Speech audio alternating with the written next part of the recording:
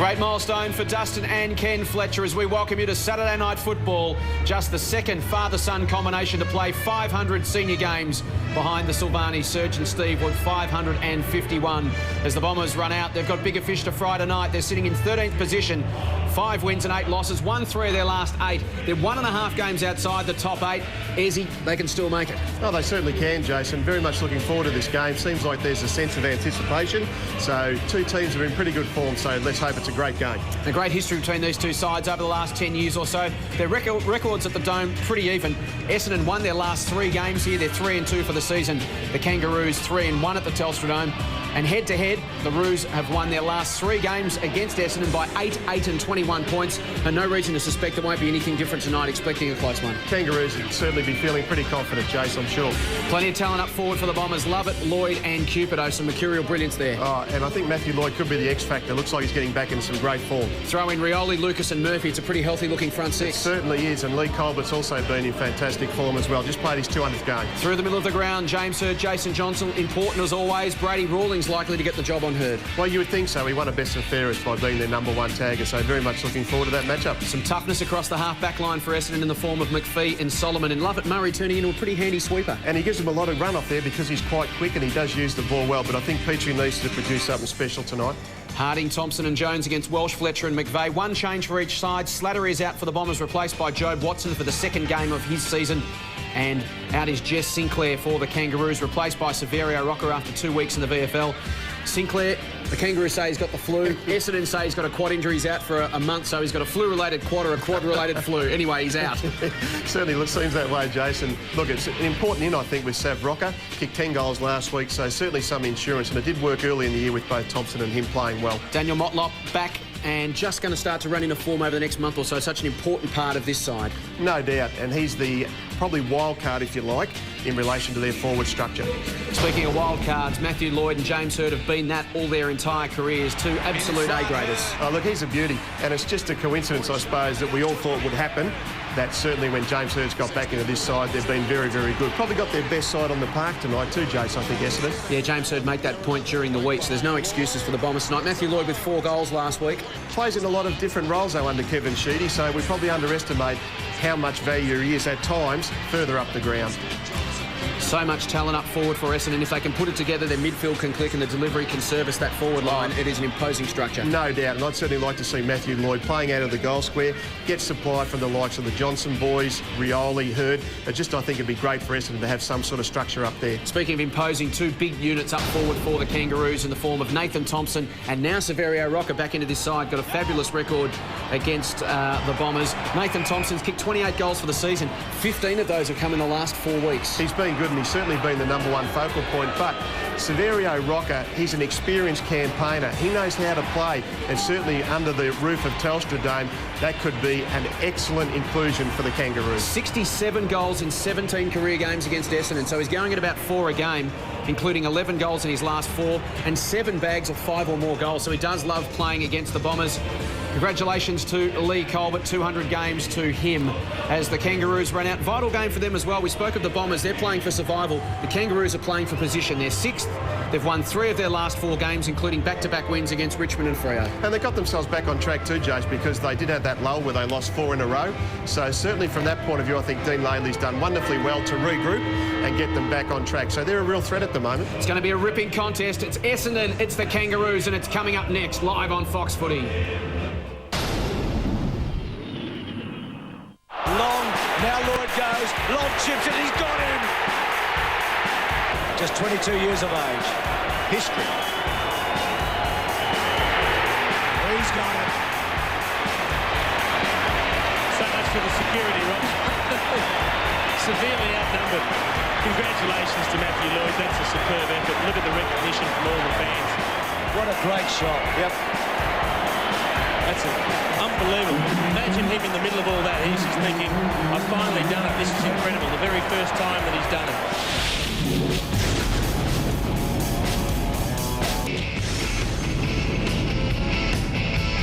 Rocker's lead comes. Here's the kick to Rocker. Lace out it is.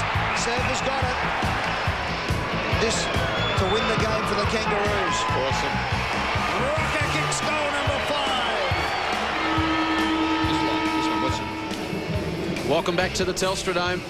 Essendon and the Kangaroos, a good crowd in as well, as we welcome five-time Richmond Premiership player, Hall of Fame legend, five-time best and fairest, you name it, he's done it. Good evening, Kevin Bartlett. Good evening, Jason, and also Gary. It was interesting seeing those stats before the game. 17 goals averaged by the Bombers at Telstra Dome, 15 by the Kangaroos. So it sounds like it's going to be something like 32 goals kicked for the night, so it's going to be a ripper. It'll be fantastic. The two skippers, Simpson and Hurd. James Hurd's won the toss. He will kick to the right of screen in the opening term as we head boundary side. Good evening, Tiffany Cherry. Good evening, gentlemen. Well, it looks like we have a resident pigeon in the Telstra Dome at the moment after many attempts last night to remove it. It appears a pigeon has one. Perhaps it's deployed by Kevin Sheedy. Gone to the Seagulls. He's brought the pigeon in to try and bomb away the Kangaroos, just as he's brought in Joe Watson for his second game, as you mentioned. Slater is out with a calf injury. They don't know how serious it is. He'll have scans on Monday, but he may miss another week.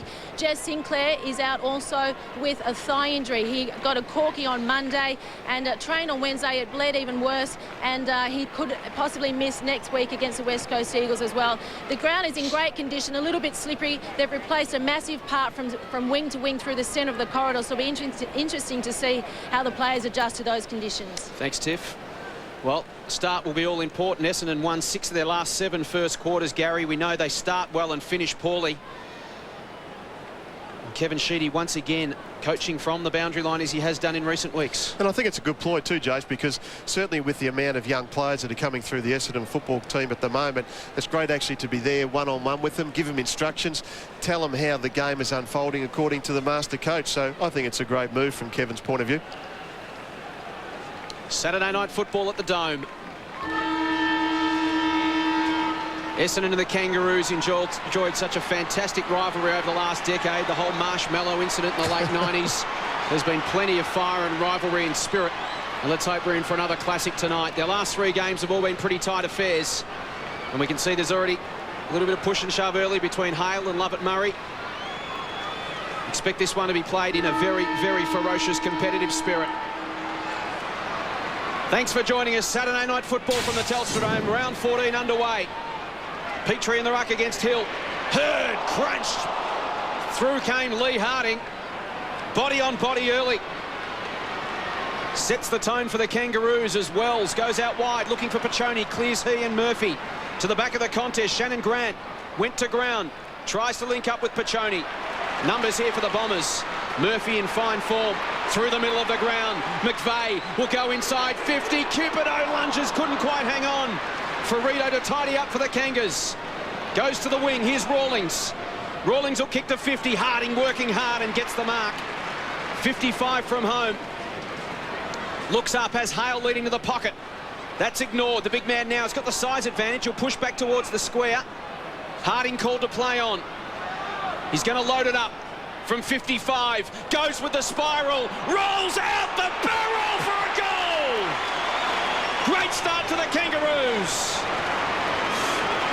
Certainly, Jace, when you see the movement and you watch the delivery from Essendon actually coming into Cupido, he probably just tried that little bit too hard. Maybe he's better off letting the ball bounce, but certainly the rebound from Ferrito to Rawlings to Harding, and he's just gone bang, as you said, mate. So, look, it's a great start for the North Melbourne Footy Club. Laidley's made his intentions clear too by starting Archer in the centre square, so good to see a bit of aggression in the middle. And he's a much improved player, Lee Harding, this year.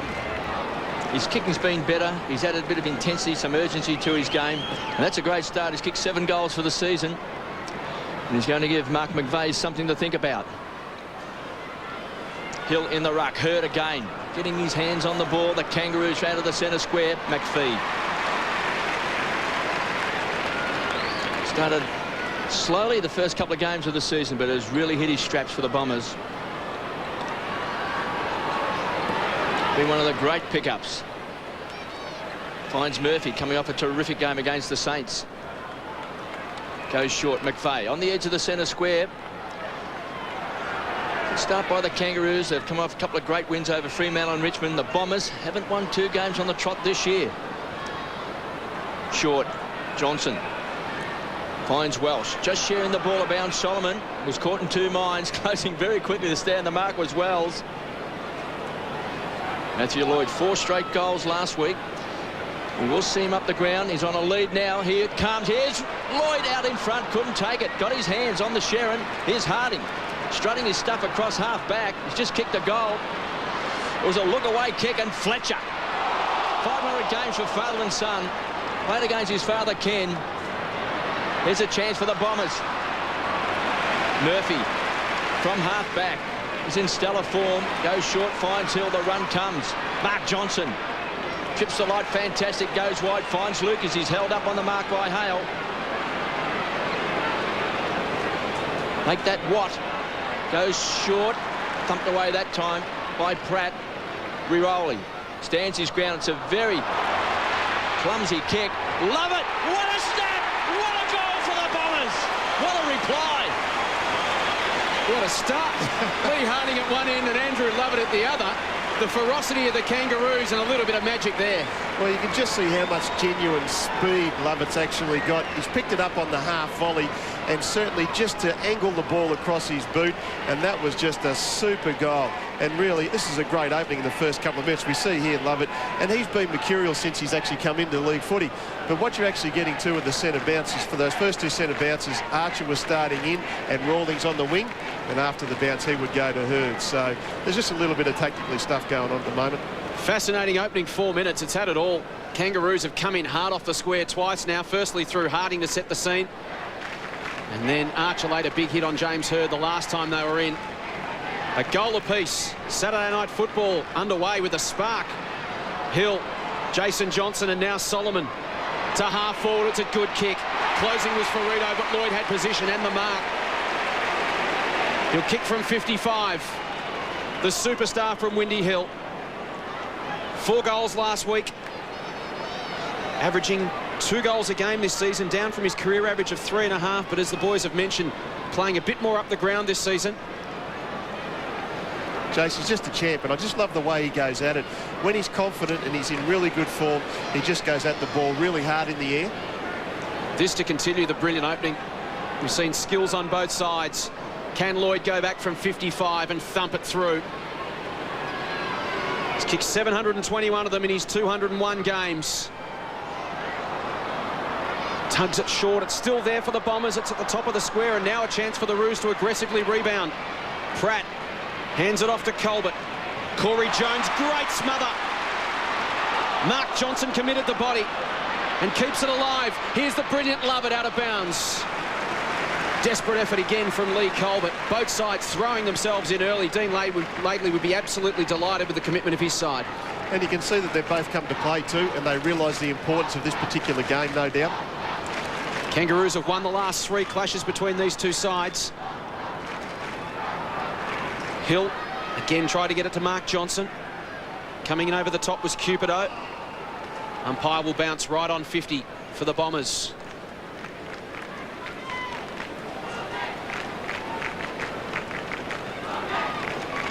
Plenty of players around this contest and some space over the back for Essendon. If they can get a quick ball out, it'll go the other way. Simpson, stellar record against Essendon in recent times. 2 best on grounds in their last 3 meetings. Watt against Hurd. It was a 2-on-1. Hurd committed the body. Lee Brown came in and later Shepherd. Watt now to Brown. Lucas, Harvey, throw in. You've also too got Jace as well. 2 extremely hard nuts in Jason Johnson and Adam Simpson. That'd be a fantastic matchup if that stays the way it is at the moment for the rest of the game. 1 goal apiece, 6.5 minutes played in this opening term. Johnson read it well off the hands. Hurries the kick back the edge of the centre square and Makepeace. It's been a great defend for the Kangaroos. To Brown. Has to backtrack. Retreats. To Harvey. Goes short. They can raffle it. The lucky number is 11. Archer. He's got some loose players. He can spot up Makepeace or Colbert. Wants to draw the opponent in Johnson to Makepeace. Put him under a bit of pressure. Now to Wells, who can kick a goal. He can run to 48. Daniel Wells kicks a high ball. It's a big bomb. It's a big goal.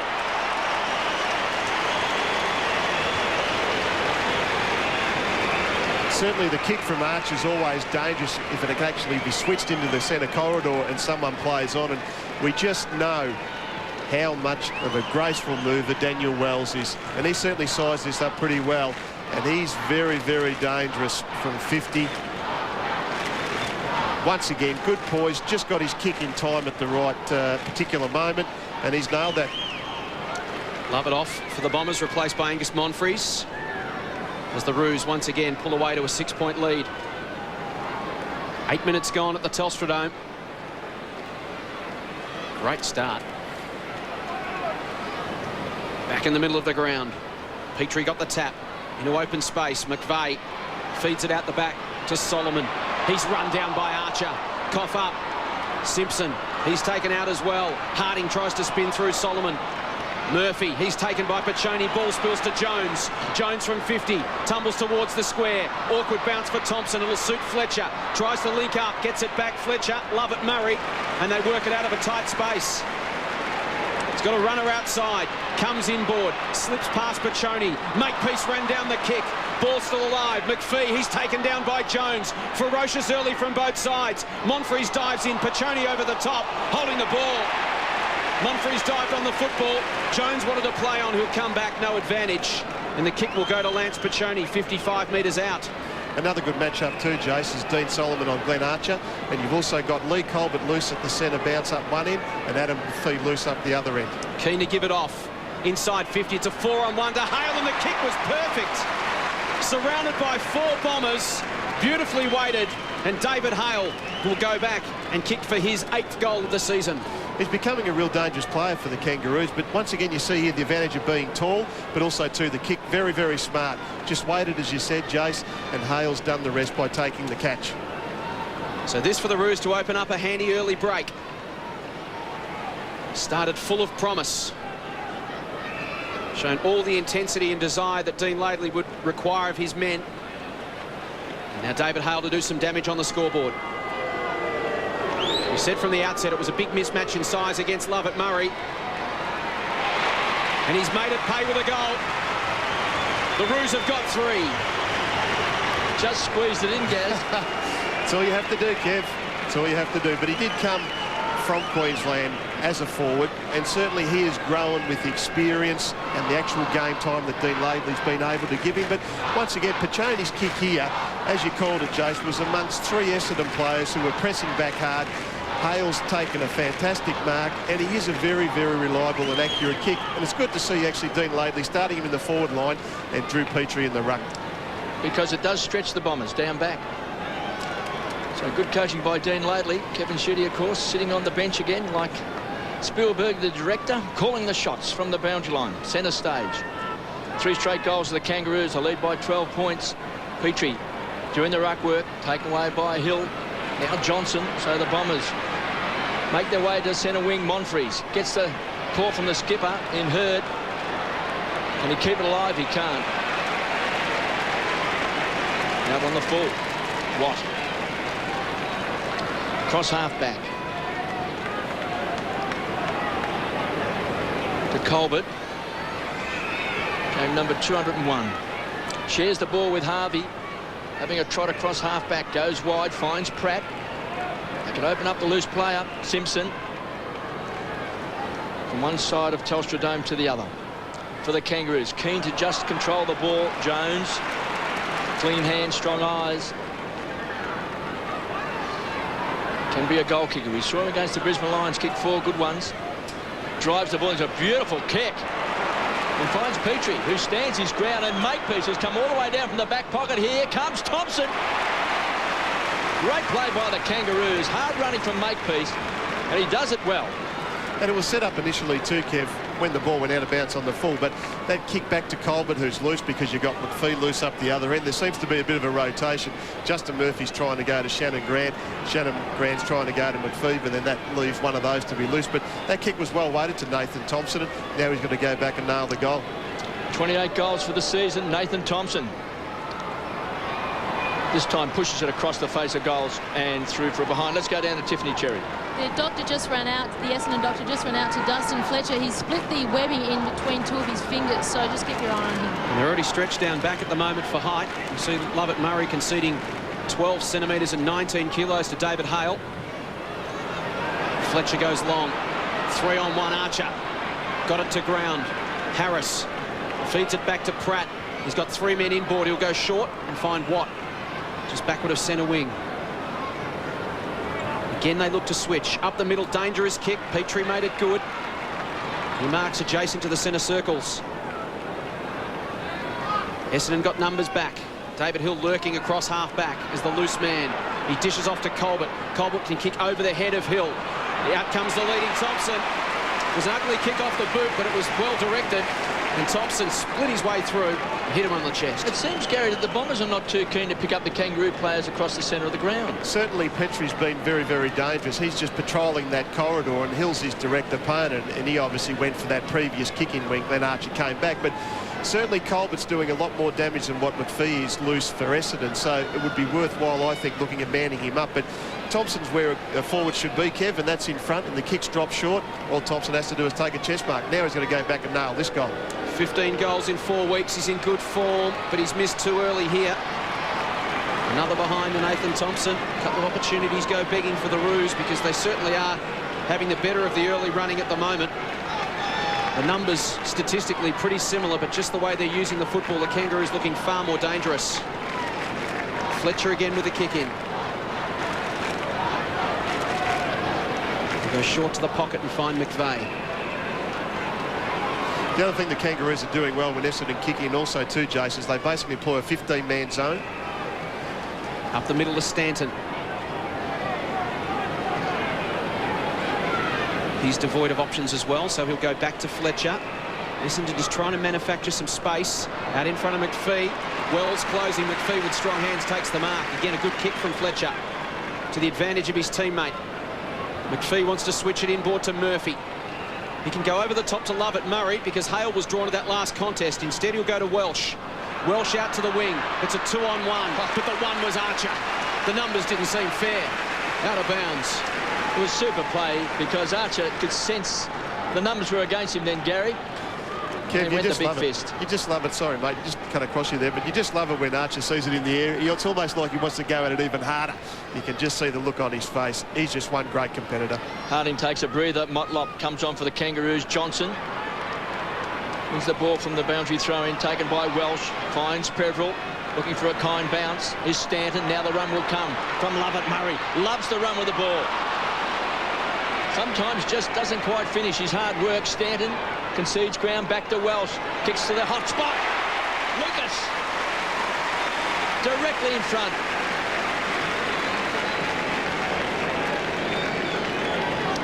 Now Motlop is down. He's just come onto the ground. And Severio Rocker comes on too and replaces Hale. And he's trotting up to the forward line. Now there's bad news for the Kangaroos with Motlop. He's just come onto the ground. You think that could be a hamstring, Kev? There he is chasing Lovett Murray, and we can see him go down behind play.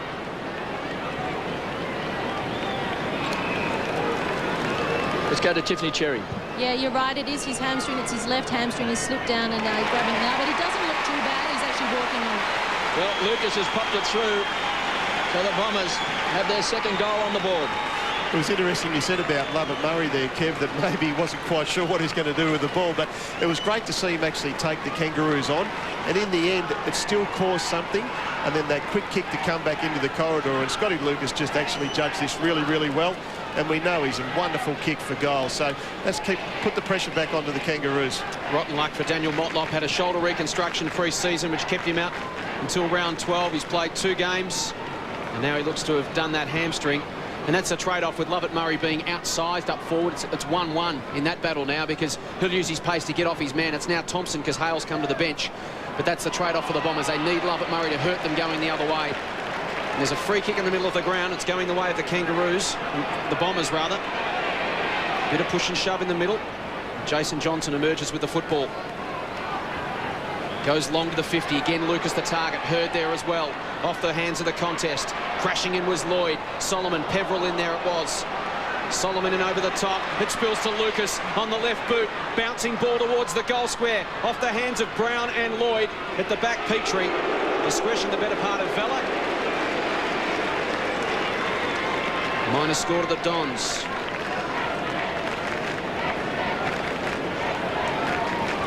Makepeace with the football. The Roos by 7 points. We've played 17.5 minutes in the opening term. Wells is his target long at 50, uses his pace to just glide across the ground and get to that drop zone. Daniel Wells, third touch for him coming up as he brings it inboard to Colbert. And again, they get some numbers through the middle of the ground. Colbert looks up. The problem with that is there's not too many numbers free at half forward. Thompson's had to work all the way from the goal square. He's got it 80 metres out from goal. Savrocker leads to the 50. That's ignored. So there's no tall timber in there at all for Essendon, for the Kangaroos rather. And Hill sitting back there for Essendon, which is why he couldn't just kick it inside 50 because Hill would have picked him off. In the end, I think that's a win for the Kangaroos, Jace, because the ball's been punched out of bounds by Welsh, but still there's now a stoppage. They can regroup, they can set their set plays up now, so they're a chance perhaps if they win to score from here. Couldn't go long. It was Grant versus Hill and his opponent, Murphy. Thompson got it quickly again. Essendon with some numbers back. Lovett Murray, an important fumble. Grant goes to ground. Called play on. Harding can weave some magic. He's got two beauties in the opening term. You called it initially too, where Harding has been in pretty good form. And I remember Dean Laidley talking to him at the start of the year where he basically put it on Lee Harding that this was going to be make or break. And it's good to see the kid rise to the challenge. And once again, this shows how dangerous he can be. We spoke about it perhaps being a win for the Kangaroos at the stoppage, but he's just put the ball across his boot, and that's a wonderful snap. Although the fumble from Lovett Murray, but Grant was very good going to ground to actually get the handball off. It's good to see him get some reward for his play because I reckon throughout his career he's let himself down with poor shooting for goal. He's had lots of opportunities, but over the last 4 or 5 weeks there's no doubt that intensity's come back into his game, and also he's starting to slot a few through. So 2 goals to Lee Harding, 4-2-26 the Kangaroos lead by 13 points, 2-1 the Bombers. Here's a chance for Solomon inside the centre square, goes wide looking for McPhee, needs a kind bounce, gets it in front of Colbert, goes wide looking for Rioli. Backs back, the thin man's got it. Just dances around Harris. Rioli goes long, big chance for the Bombers. Getting a hand to it was Pratt. Forces it through for a behind. Shows how an important player Rioli is. He's had the presence of mind then to actually balk and drive it long to the top of the square. Another move that's working quite well for Essendon is Peveril on Harvey. He's only had a couple of possessions, and it's interesting to see Kevin Sheedy man McPhee on Colbert in that particular centre bounce. Makepeace uses the ball well from the kickouts. Finds Harvey on the burst, on the charge, and Simpson runs hard. Captain courageous. Rawlings wants it short. Thompson says, kick it to me in the square. Simpson unloads a big bomb. Thompson sets himself big and strong. They're testing the Bombers up forward just with their height. First of all, it was Rocker and Thompson, and now Hale was there as well. And they've got Petrie in the ruck. They can swap them around, Gary. It's the biggest matchup of the game, this one, isn't it? Whoever Lovett Murray's on. Exactly, and Fletcher's gone to Rocker when he came on, so that once again has put a mismatch in relation to Lovett Murray. But the other thing, Kev, was that I thought Simpson held onto the ball just long enough, and then Lovett Murray went to ground and Thompson held his ground. Well, he's kicked 2 behinds, Gary, so he hasn't had his kicking boot on tonight. He's in the best form of his career. Nathan Thompson hammers it home. He looks sharp, he looks athletic, he's got his confidence back. We know he went through depression with the Hawks, but he just seems to be happy with his football and with his life. And when he's on song, certainly I think he's one of the more dangerous forwards in the competition. But we see here a defender can't afford to go to ground. Lovett Murray has. Thompson's taken a fairly easy mark in the air. Why not leave Fletcher on Thompson? Because he's been the informed forward, hasn't he? I mean, Rocker's had to come back and work his way back through Port Melbourne, so you wouldn't see him as being the gun more so than Nathan Thompson. You wouldn't think so, but perhaps what Kevin's saying here is that Lovett Murray can go with Thompson on the lead because Thompson's more of a leading forward rather than a pack mark. And Rocker's even bigger in the upper chest and body than Thompson is. Harris tries to get through. Johnson did it well. Emerged with the football out in front of Harding, who's been dynamite in the opening term. Here's Wells, tries to sell a dummy. Will go backward. Hale to 50. Again, Thompson versus Lovett Murray. This time to ground. Hurd, Bolton, slick back to Hurd. Harding taken out with a Shepherd. To centre wing. 2-on-1 in favour of the Roos. Archer gets it down to Hale. Handball. Here's Pratt through the front edge of the centre square. Will go long. This time it's 2-on-1 in favour of Essendon. Spills to the back. Jones goes to ground. Lovett Murray did well. Ran it through for a minor score. That time there was some coverage to help out Lovett Murray, which is what the Dons have got to do. And they did it extremely well against St Kilda last week too, Jay, so it's always going to be important if they can get some defenders to actually assist and help each other. Fletcher launches it long. Wells just floats through the air and takes the mark. Wants to go to the pocket. Grant, Solomon. The kick just floated a little to Shannon Grant's right, and Solomon could get there. Welsh. Now to Lucas at defensive 50. Pokes it down the line. Watt closing well. Made up ground in the last couple of moments and fisted away from Angus Monfries for a throw-in. Had a good season, Shannon Watt. Kangaroos defence has stood up well. Rocker taken out of the contest, that time by Peveril. Bolton finds Hill, wrapped up in that tackle. Clever tap on by Harris, finds Piccioni. Watt hammers the ball back. Too much carry on the ball for Thompson, taken by Solomon. Rockets the ball to Fletcher. To Lucas. He's already kicked the goal. Now finds himself across half-back. So the Bombers are not frightened to push back. Finds Murphy. The run comes. McVeigh drills the ball in. Finds Lloyd. They've made a change, Gary. Solomon's gone to Thompson. Lovett Murray looks like he might be heading back to David Hale, which was the original matchup that Kevin Sheedy was happy with. And I think Kevin may have to just experiment a little bit to try and get what he believes will be the best matchup. But we see here the run through the middle from Essendon was just terrific. Mark McVeigh's had a terrific year, and certainly when you get that ball out in front of Matthew Lloyd, it's very hard to stop. So just great play by Essendon all round. Coming off 4 goals straight last week against St Kilda. He's kicked 26 goals for the season. Matthew Lloyd directly in front. He'll be shooting from just outside of 50. He is the straightest kick in the game. And the Essendon fans behind the goal. I'll give us some indication down at the Coventry end of Telstra Dome, because they'll go up as one. And not one man came out of their seat. The other one that Kevin Sheedy's got up his sleeve too could be Bolton as well, if he needs someone to go back there who's perhaps just a little bit bigger. Kangaroos by 3 goals. 25 minutes gone in the opening term as Colbert goes short to Wells. Just drifting into the game now, Daniel Wells, running to the right positions to get on the end of some delivery. Dangerous kick. Watson punched it down to Lloyd. He was swamped by Makepeace. Simpson cleverly. Hale, the kick was partly smothered. Peveril's handball was smothered by Simpson. Peveril confronted by Rawlings. Simpson still in over the top. Jobe Watson in there for the Bombers, trying to get it out. Jones holding it in underneath him. We'll have a bounce. Great little sacrificial acts there too to actually smother. It just shows how much extra pressure it can put on the opposition when they're thinking they can get an easy handball away, and then there's a smother. 3.5 remaining in the opening term. Hale down to Grant was tidy. Grant off the right boot, rather. His non-preferred was a little bit messy.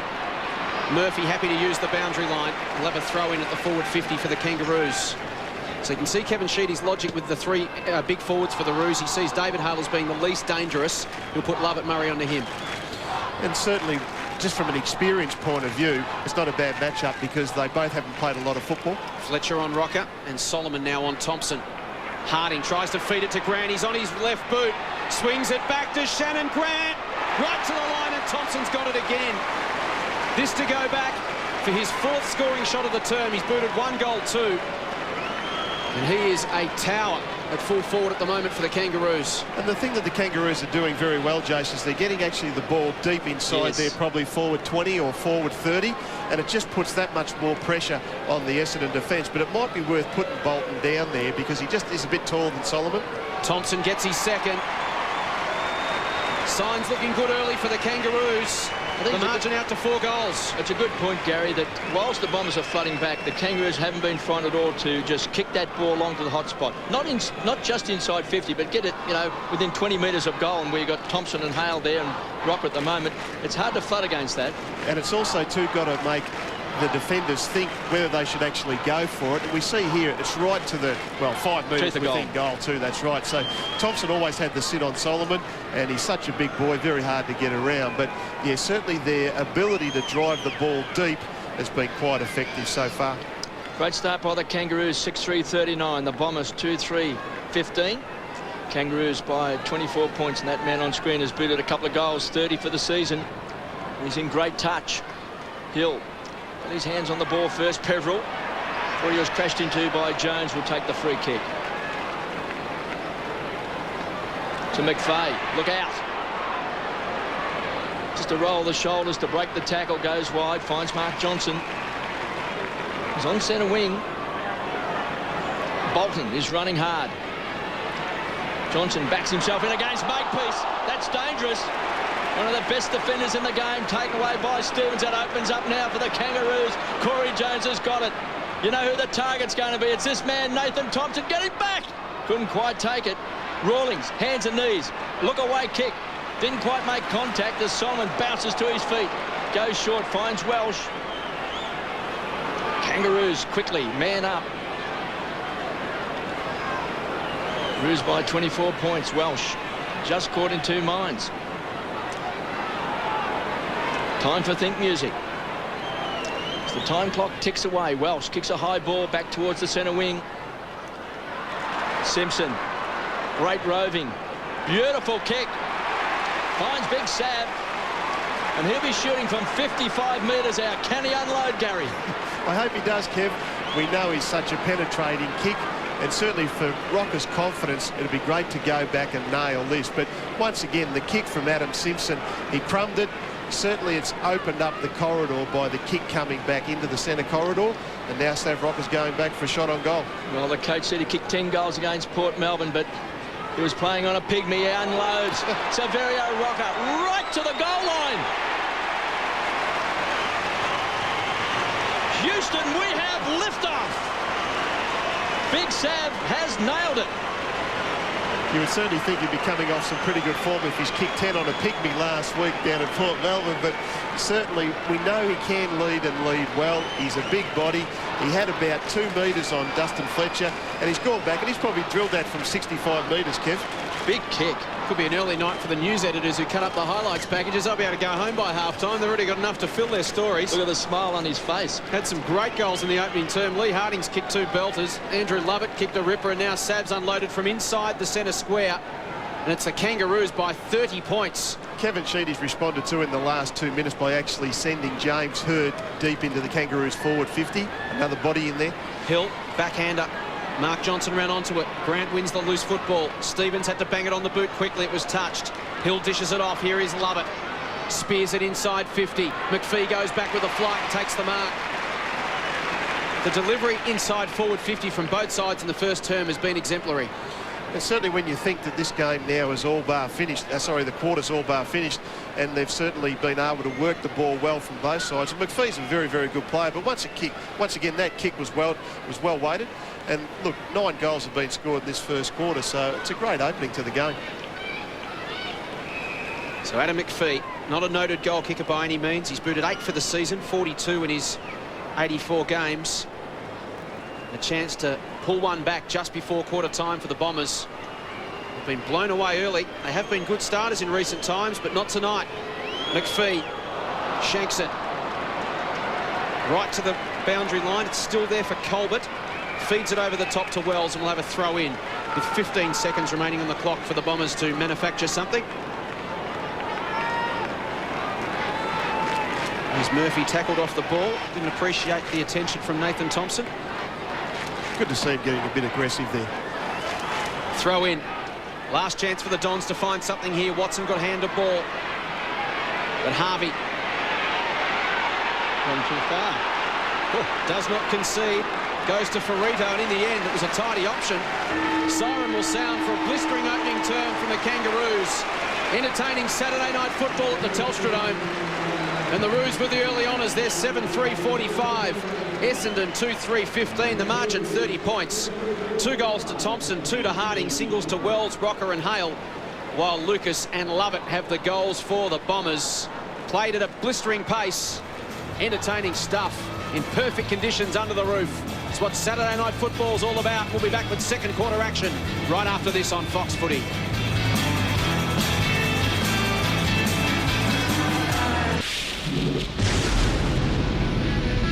Hang on. Ferrito to tidy up for the Kangas. Goes to the wing. Here's Rawlings. Rawlings will kick to 50. Harding working hard and gets the mark. He's going to load it up. from 55, goes with the spiral, rolls out the barrel for a goal! Time by Pratt. Free-rolling. Stands his ground. It's a very clumsy kick. Love it! What a stat! What a goal for the Bombers!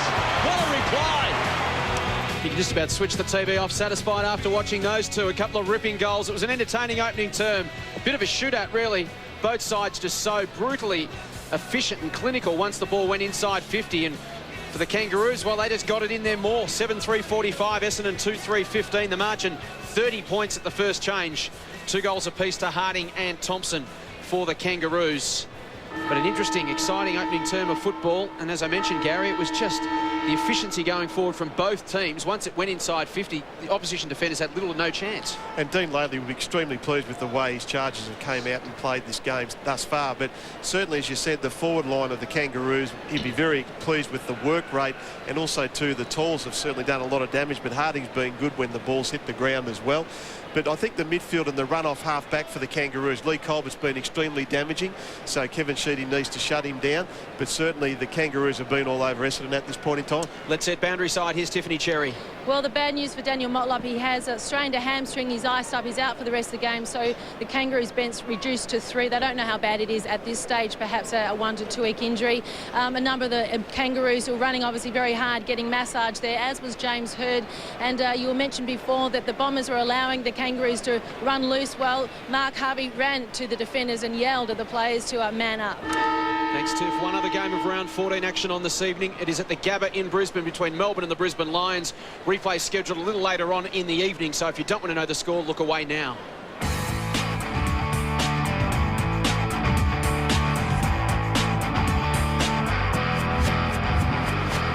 Kangaroos by 30 points as we prepare for second term action. Let's take a look at some of the numbers. Disposals pretty even. The inside 50s down the bottom, as I mentioned, Gary. Just the efficiency for both sides. If you're getting it inside 50, you're every chance to score tonight, and the Kangaroos converted magnificently in the opening term. And if you actually get it in there with some speed too, Jace, but also I mentioned in the call that I thought the depth of where they're actually getting their goals from was very effective for the Kangaroos. The Bombers were zoning off 30, 40 metres out from goal. The Roos were running and carrying so they could, in effect, kick over that zone. 7-3 was the result in the opening term. Second quarter action, Saturday night football from the Telstra Dome. Petrie in the ruck against Hill. At ground level, toe poked by Harvey. Hurd leads Rawlings to the football. Rawlings lunged late, forced a contest. Hurd's handball smothered by Piccioni. It comes now to Grant. He can feed it over the top to Harvey.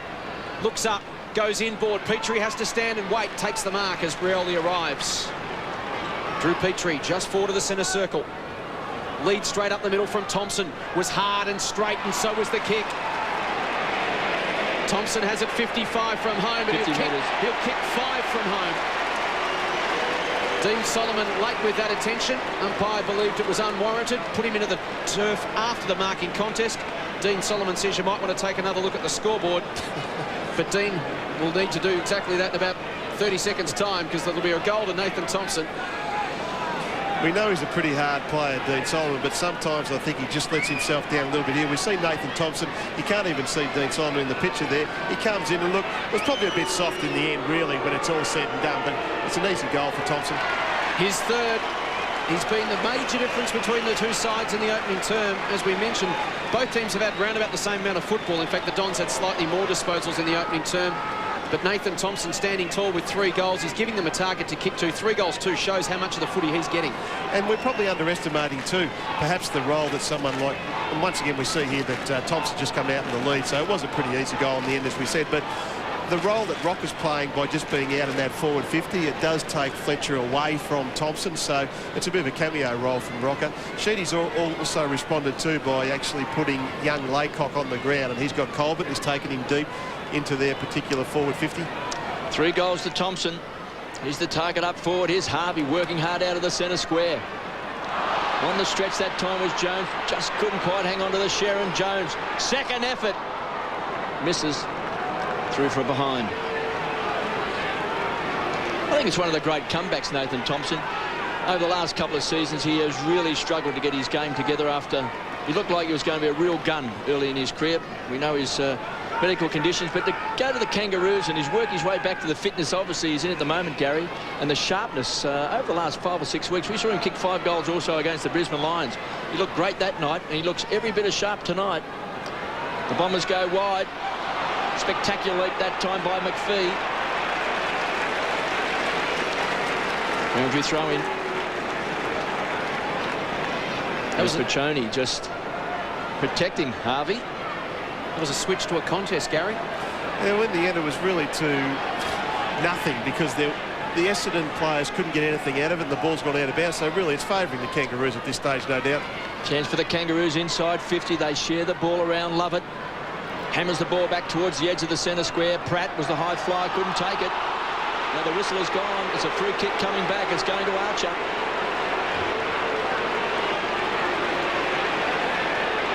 Going the other way, KB. It's coming back. I think he got his arm signals wrong. That's where the confusion's come from. He's pointed the wrong way. Lovett Murray looks for Lloyd. It's a good kick. Closing very quickly then was Brown. Got a fist to the ball. Is it a free kick? Is the ball coming back? Let's have a look at this. Let's see where this free kick was. There was Archer. He was appealing for the free kick. So was Lovett Murray. And the Bombers got it. Hill and Petrie fighting for that front position. Going to ground. Lovett Murray forces it over for a toss back in. 8-4-52 the Kangaroos. 2-3-15 the Bombers. 3 goals to Nathan Thompson, 2 to Lee Harding, and goal kickers for the Bombers, Scotty Lucas and Lovett. Hale and Harris take a breather as Petrie does the ruck work. Taken away and pinched that time by Wells. Scrubs the kick forward. Looking for Big Sav. He's come off the bench and he's kicked a monster goal just before quarter time.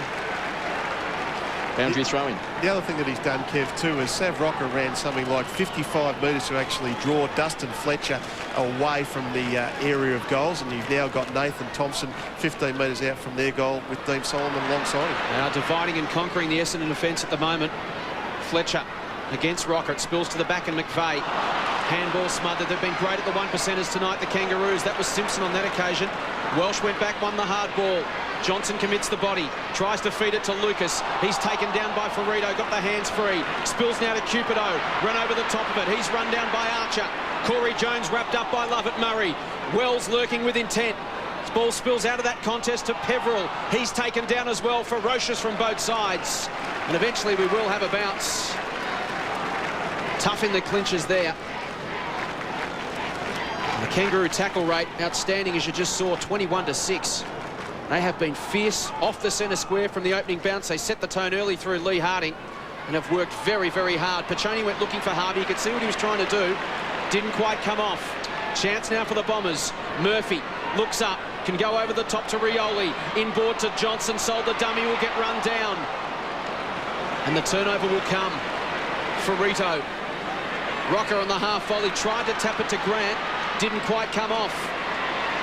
Mark Johnson to Fletcher, to Welsh, to McPhee. Sells a dummy, but not sold was Brown. Now to Lloyd. Pokes inside 50 to Laycock. Couldn't hang on the second grab. Colbert. Now Watt. Switches it up and finds Pratt. Spots Makepeace in some space on the outer side. Took some time. Cupido gets back to force a contest and wins the football. 55 out. Hurd leads short. That's ignored. Laycock comes from the square, as does Lucas. Goes to centre half forward. Johnson. Rioli from 48. Pulled the kick late. It was very clever. He was almost halfway through his kicking motion when he spotted Lovett Murray, held it up and found him 30 metres out directly in front. It's just a pity, Jason, we don't see more of Dean Rioli, whether it's because of his body, that he just can't seem to sustain the efforts week in, week out, and he carries an injury. But it's just really clever play here. He's certainly trimmed down, and every time he gets the ball, he generally does something constructive with it. And that was certainly presence of mind and poise, and hopefully Essendon will score a goal from that particular constructive play. So Lovett Murray doing a bit of forwards to backs and backs to forwards, just playing at the same end of the ground at the moment. He's forward after playing that end in defence in the opening term. Badly needed goal for the Bombers. And Nathan Lovett Murray delivers. Scoreboard a little bit deceptive at the moment. The margin now back to 31 points, but really in the general run of play, you wouldn't think that it is that one-sided, the actual contest itself. No, certainly the Kangaroos have been far more effective when they've actually got the ball inside their forward 50, but we actually see Cupido's play was quite good to actually out-muscle Makepeace and take that catch. Centred the ball, even though the kick wasn't good, but it was really brought about by Rioli's play to Lovett Murray, and he's finished off. Kangaroos by 31 points. Lovett Murray has booted 6 goals for the season. 8-4-52. The Bombers 3-3-21. There's Pratt.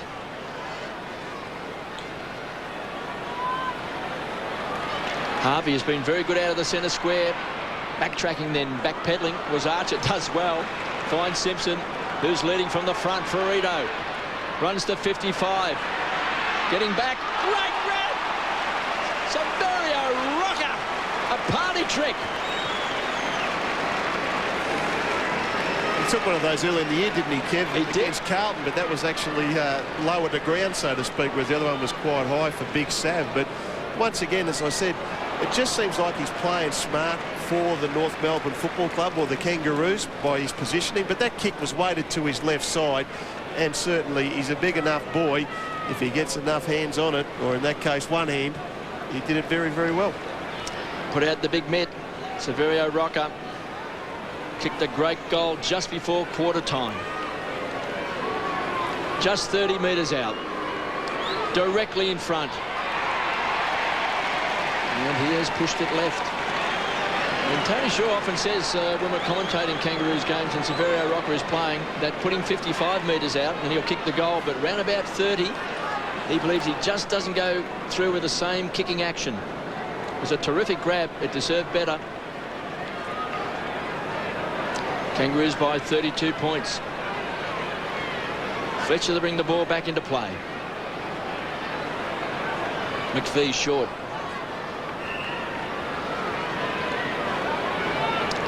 They guard the mark very well, the Kangaroos, Gary.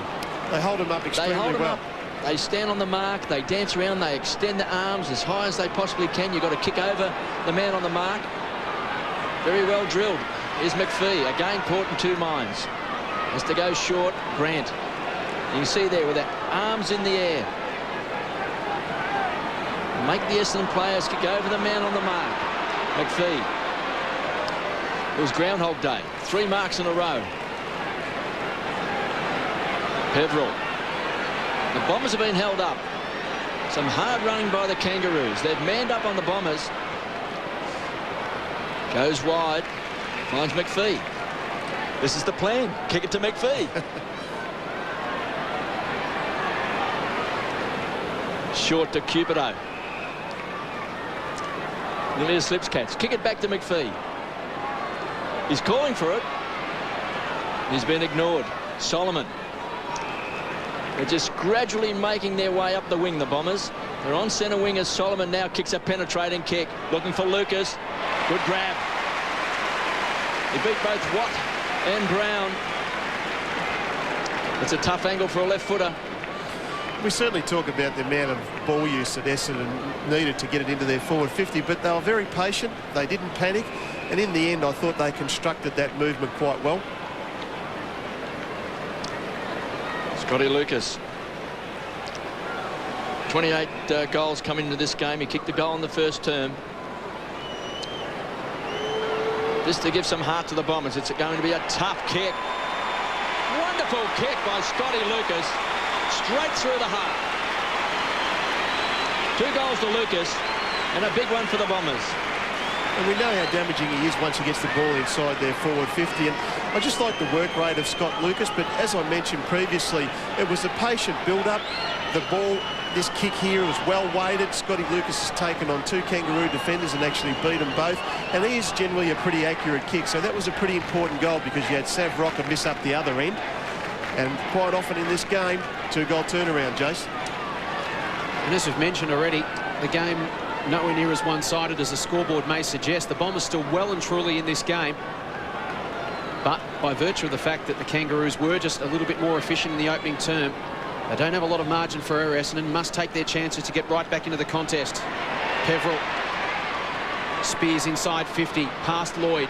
Coming out was Cupido. Brown met it the other way and fisted it to the line.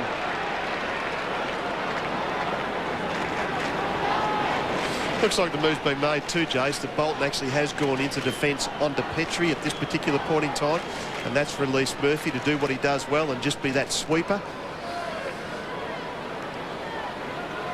Essendon looking for back-to-back goals. Johnson tries to pinch it at the back. Here's Cupido. Thought about dishing it off and got run down. His first thought was the right one. He hesitated and Makepeace mowed him down from behind. Such a solid contributor, so consistent, Troy Makepeace. Up the middle of the ground, Pratt's in some space. He'll launch it to 50. Grant's his target. Solomon back with a flight. Grant almost pulled it in. It was held. And he'll get a free kick. Definitely held, Shannon Grant. So a chance now for Shannon Grant to just prevent this or end this Bombers' little mini run. They've booted the last 2 goals as they try to work their way back in on the scoreboard. And Shannon Grant, pretty crafty finisher. He's kicked 24-16 for the season. And this just to halt the Bombers' momentum. From right on 50 with that trusty left boot right to the line and through for a goal. Grant's got his first. That one does just sting a little bit because the Bombers have been mounting something over the last 5 or 6 minutes, and Grant gets one back to extend the margin back out to 32 points. And they've been very good, Essendon, as you said, Jason, the last 4 or 5 minutes. But we see here there was a bit of a scrag and a bit of a hole in the jumper. But I remember Shannon Grant early in the year. He's such a clever player when he goes forward, and he's overall, I think, a very, very good player, and his finishing is excellent. And once again, the Kangaroos just keep that breathing space of about 5 goals, and they've actually been able to answer anything that Essendon's thrown at them in this particular quarter. Well, he's been a handy small forward this year. He's booted 25 goals for the season. As Hale, beaten in the ruck that time by Hill. Simpson continues to work hard, finds Wells. Loves to take him on. The man with the dancing feet hammers the ball back. What a kick. Tremendous kick. Finds Corey Jones, who is a goal kicker. He's outside of 50. Could be at his maximum. Here's Thompson. Keen the lead. Jones stands and delivers. He's kicked a goal. We saw him do this against the Brisbane Lions. He can kick a goal.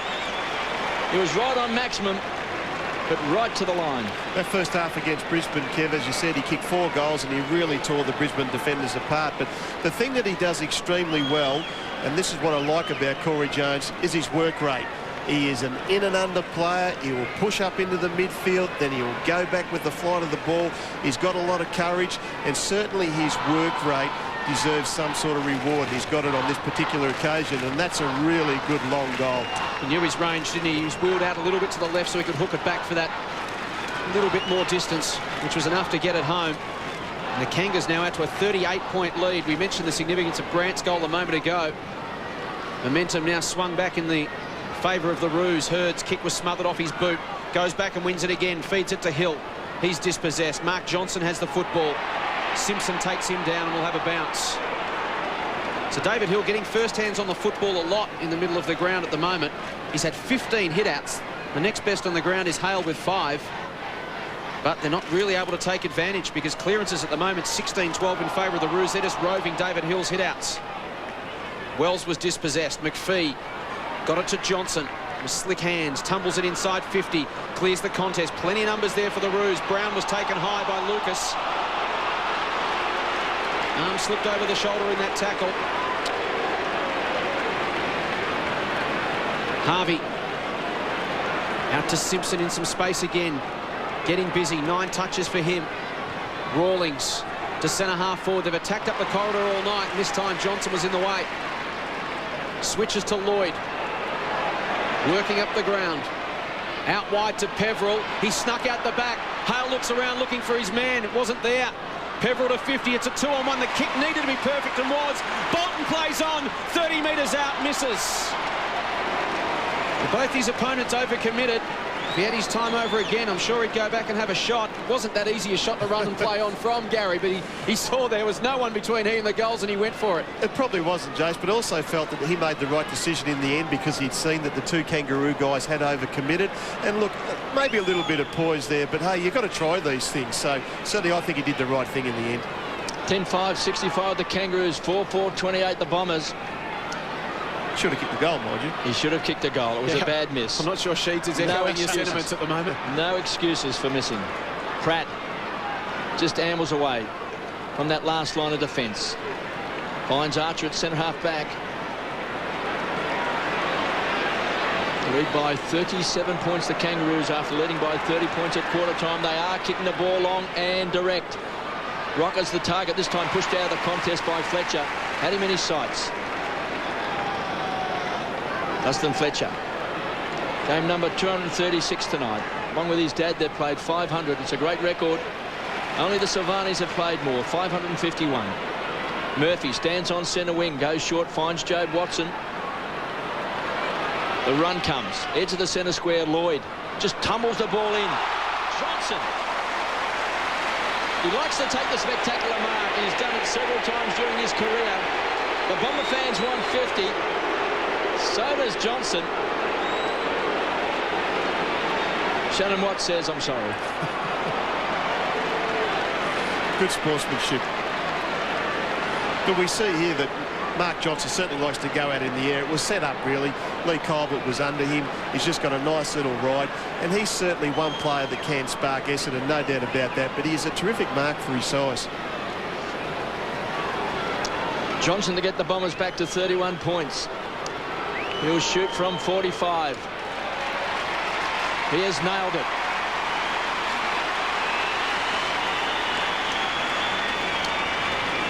Well, he started his career in the back pocket. He's had a go at being a midfield player. Now Sheeds, of course, uses him up forward as maybe a bit of a pinch hitter in terms of kicking a goal and taking a mark. And because obviously he's very strong overhead, so he might be hard to man up on. And I think the other thing that's really been a big improvement in his game too, Kev, is his ability to actually nail the goals. I don't think earlier on in his career he's actually that great a converter, but certainly I think he's really matured. He's a cheeky little player, and he's the spark, hopefully, that Essendon will give themselves an opportunity to get back into this game. But there's a lot of rotations going on in the midfield too, because he's basically had Daniel Harris for most of this first half. You've had Simpson and Hurd, Rawlings and Hurd. You've had Peveril and Harvey. So there's a lot of little tactical things going on within the midfield. And you're right about Johnson's finishing. He's booted 18-6 for the season, so up at 75%, running at 66% until this season. It's an area he's definitely improved as Harvey pumps one inside 50. Thompson worked underneath it by Solomon. Clever tap on by Rocker, was picked off by Bolton. Murphy kicks behind Cupido. Could be costly. Jones wanted to link up with Piccioni. Does so now. Slaps it backwards. Umpire calls play on. Thompson working hard to get there. Coming the other way. Peveril takes him down. Standing tackle. Magnificent from both players. Stevens has got some men at the back of the contest. Fletcher out position. Cupido was important coming across the top. Hits it to the line. Umpire says throw it in. Thompson braced himself. It was a magnificent tackle standing up from Peveril. Have a look at this one. Just great by Damien Peveril to also drag him to the ground as well. So Nathan Thompson's a big boy, so it takes a fair bit of strength to do that. Laycock down. Wells run down by Lovett. Some speed there. Harvey links up with Grant. Umpire's whistle's gone. We'll have a throw in. Just under 7 minutes remaining. The Bombers certainly competitive around the ground, just trying to hang in on the scoreboard. Hale over the back, only as far as Fletcher. Gets it on the boot quickly. Lloyd in best position will take the mark. Taken down late by Colbert. Essendon fans will be wanting 50. And if after all of that, the umpire comes in, says settle down, no 50. Lloyd, busy in this term, working up the ground. His 7th possession coming up. Long to the wing, Laycock the target, up he goes, it clears the contest. Awkward one for Thompson. Jason Johnson explodes onto it. Inside 50, Solomon back with the flight, got it! 40 metres out. And the Bombers are well and truly in this game. If you've just joined us and you're an Essendon fan, don't be disheartened, because, as we've said a number of times, this game's a lot closer than the scoreboard suggests at the moment. And Dean Solomon can go back and reduce the margin to 25 points if he can convert from 45 metres out. He's kicked 4-3 for the season. Third in last year's best and fairest. Talking himself through it. Important kick with 5.5 remaining until the major break. Gives it some height. Just got underneath it, didn't he? And misses to the left-hand side for a minor score as we head down to Tiff. David Hill is just keeping warm on the boundary line on the mini bike, but he's just had some work done to release his left kneecap. Looks like it's been pretty tight and restricting him. Kangaroos by 5 goals. Makepeace again. Hits the target, finds Watt. Running hard is Archer. Didn't have to really break stride. He's on centre wing. Short to Stevens. Monfries has just come off the interchange bench. Stands the mark. Kangaroos haven't been afraid to kick the ball long and deep inside 50. Here's Thompson from behind. Couldn't take it on the second grab. Peveril. Good crumbing. Finds Welsh. Back into trouble. Laycock with quick hands. Rockets the ball out. Taken away by Bolton. Comes away for the Bombers. Looking for Lovett Murray. Collision course there. He takes the free kick, much to the approval of the Bomber fans. Lovett Murray to Murphy. Too much height on the ball. Too much hang time. Look at Welsh, just glides onto the ball. Tracks the boundary line. Goes to ground, bounces to his feet. Kicks the ball back towards centre half forward. It was a floater. And strutting his stuff was Welsh. To Bolton. Running hard from behind was Thompson. They'll chase hard the Kangaroos. Stanton. Intercepted. Ricochets back to Mark Johnson. Kicks a high ball. Standing his ground. Thumped away that time was Joe Watson. Good defensive play by Pratt as the Kangaroos hammer the ball wide. Stevens can trap it. Squeezed up on the boundary line. Clever kick. Finds Grant. Kangaroos have got the loose player. Just overcommitted that time was Harvey. That's his first mistake tonight. He's had a great first half for the Kangaroos. Laycock. Couldn't quite take it. Grant pounces on it. Backtracks, retreats and then conceded ground. Here's a chance for Jones, the danger man. Back to Brown, who started at fullback. Hammers it home, right to the line. Kicks a great goal. The man from fullback has charged down and has kicked a beauty. Always great to see a defender come down the ground and kick a goal, Kev. That's what I say. So well, he can kick goals. I think the opening game last year, he kicked 6 goals in the opening game last year. Against Adelaide, wasn't it, Gary? Yeah, I was on the... I thought you remember that one, Gary. That's why I mentioned it. That, unfortunately, Kev, but it's always great to see a defender back himself, and that was caused about by the pressure from the Kangaroos just outside their forward 50, and Lee Brown certainly, just before half-time, has kicked a goal that just once again reasserts the pressure that the Kangaroos are putting onto Essendon. The Roosters better at orchestrating open space through the middle of the ground at the moment. Essendon had more of the football, but they just can't move it as directly. Great run down from behind. And it's that man Harding again. His work when not in possession tonight has been outstanding. Makepeace. And again, they've got loose men through the middle of the ground. Something Essendon can't manufacture going the other way. Hale will go to 50, and again they'll find a target. Grant. That was a good mark. It's a great mark. Courageous as bodies crashed in from all sides. And that's essentially the difference, Gary. When the Kangaroos get the ball at half-back or in the middle, they're able to manufacture some time and space, where you see Essendon looking up like rabbits in the headlights when they've got it at half-back. There's just nothing on.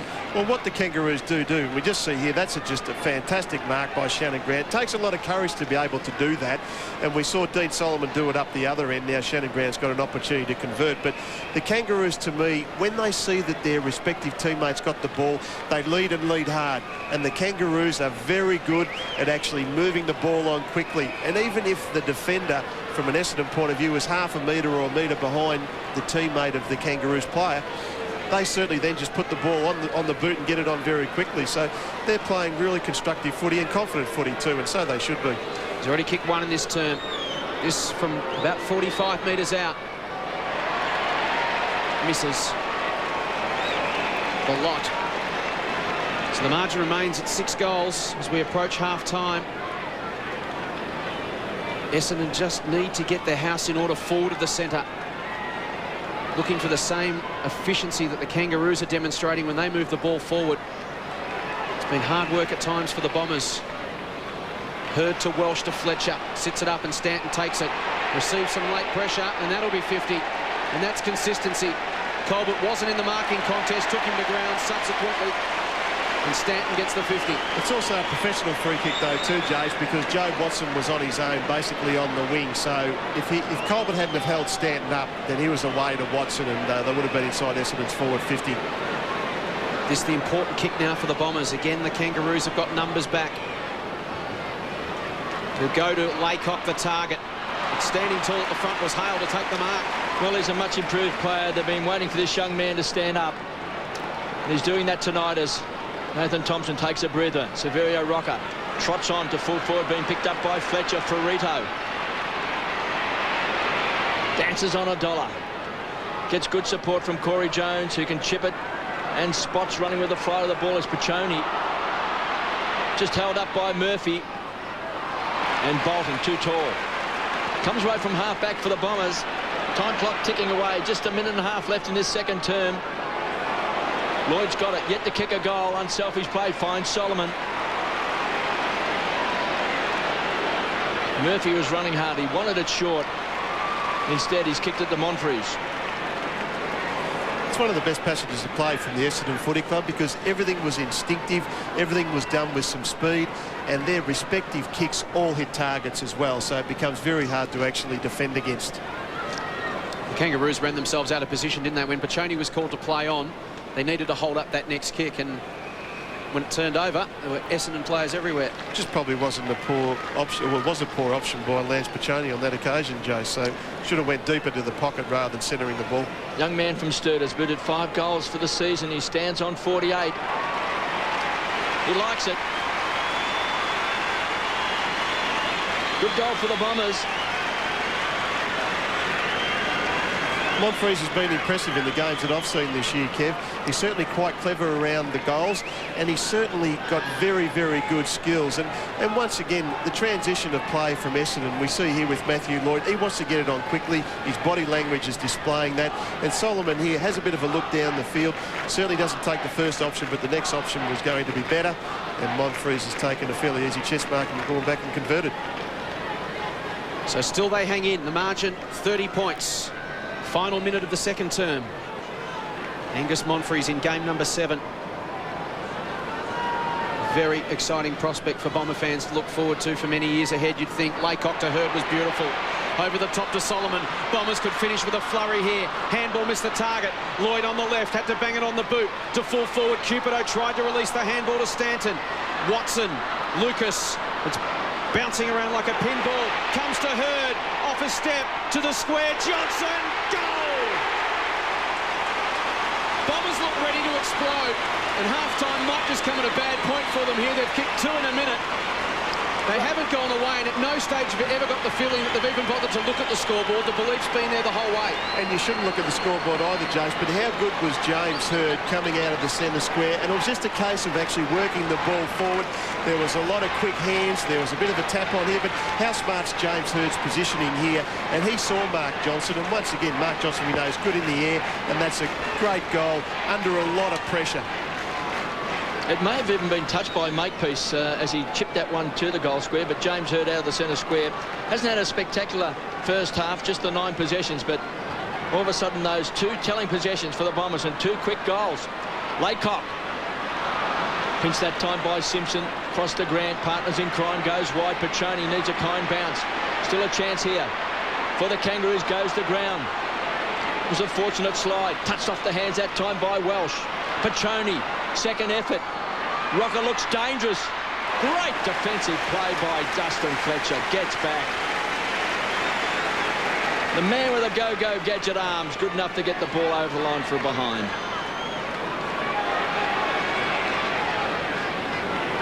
Just a few seconds remaining as Monfries comes right from half-back. And a good finish to the quarter by the Bombers, 7-5-47. They trail the Kangaroos 11-6-72. And there's Kevin Sheedy. Still on the boundary line, having a chat to Lovett and McPhee. He would have liked what he saw just at the, I suppose, the last 5 minutes of that quarter.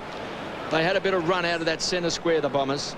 And he'll go in at half-time very, very happy. James Hurd there, just the instigator, was able to make things happen for him. It was 30 points the difference at quarter time. It's 25 now. The Bombers booting 5 goals to 4 in that second term. Half-time, Saturday night football from the Telstra Dome on Fox Footy.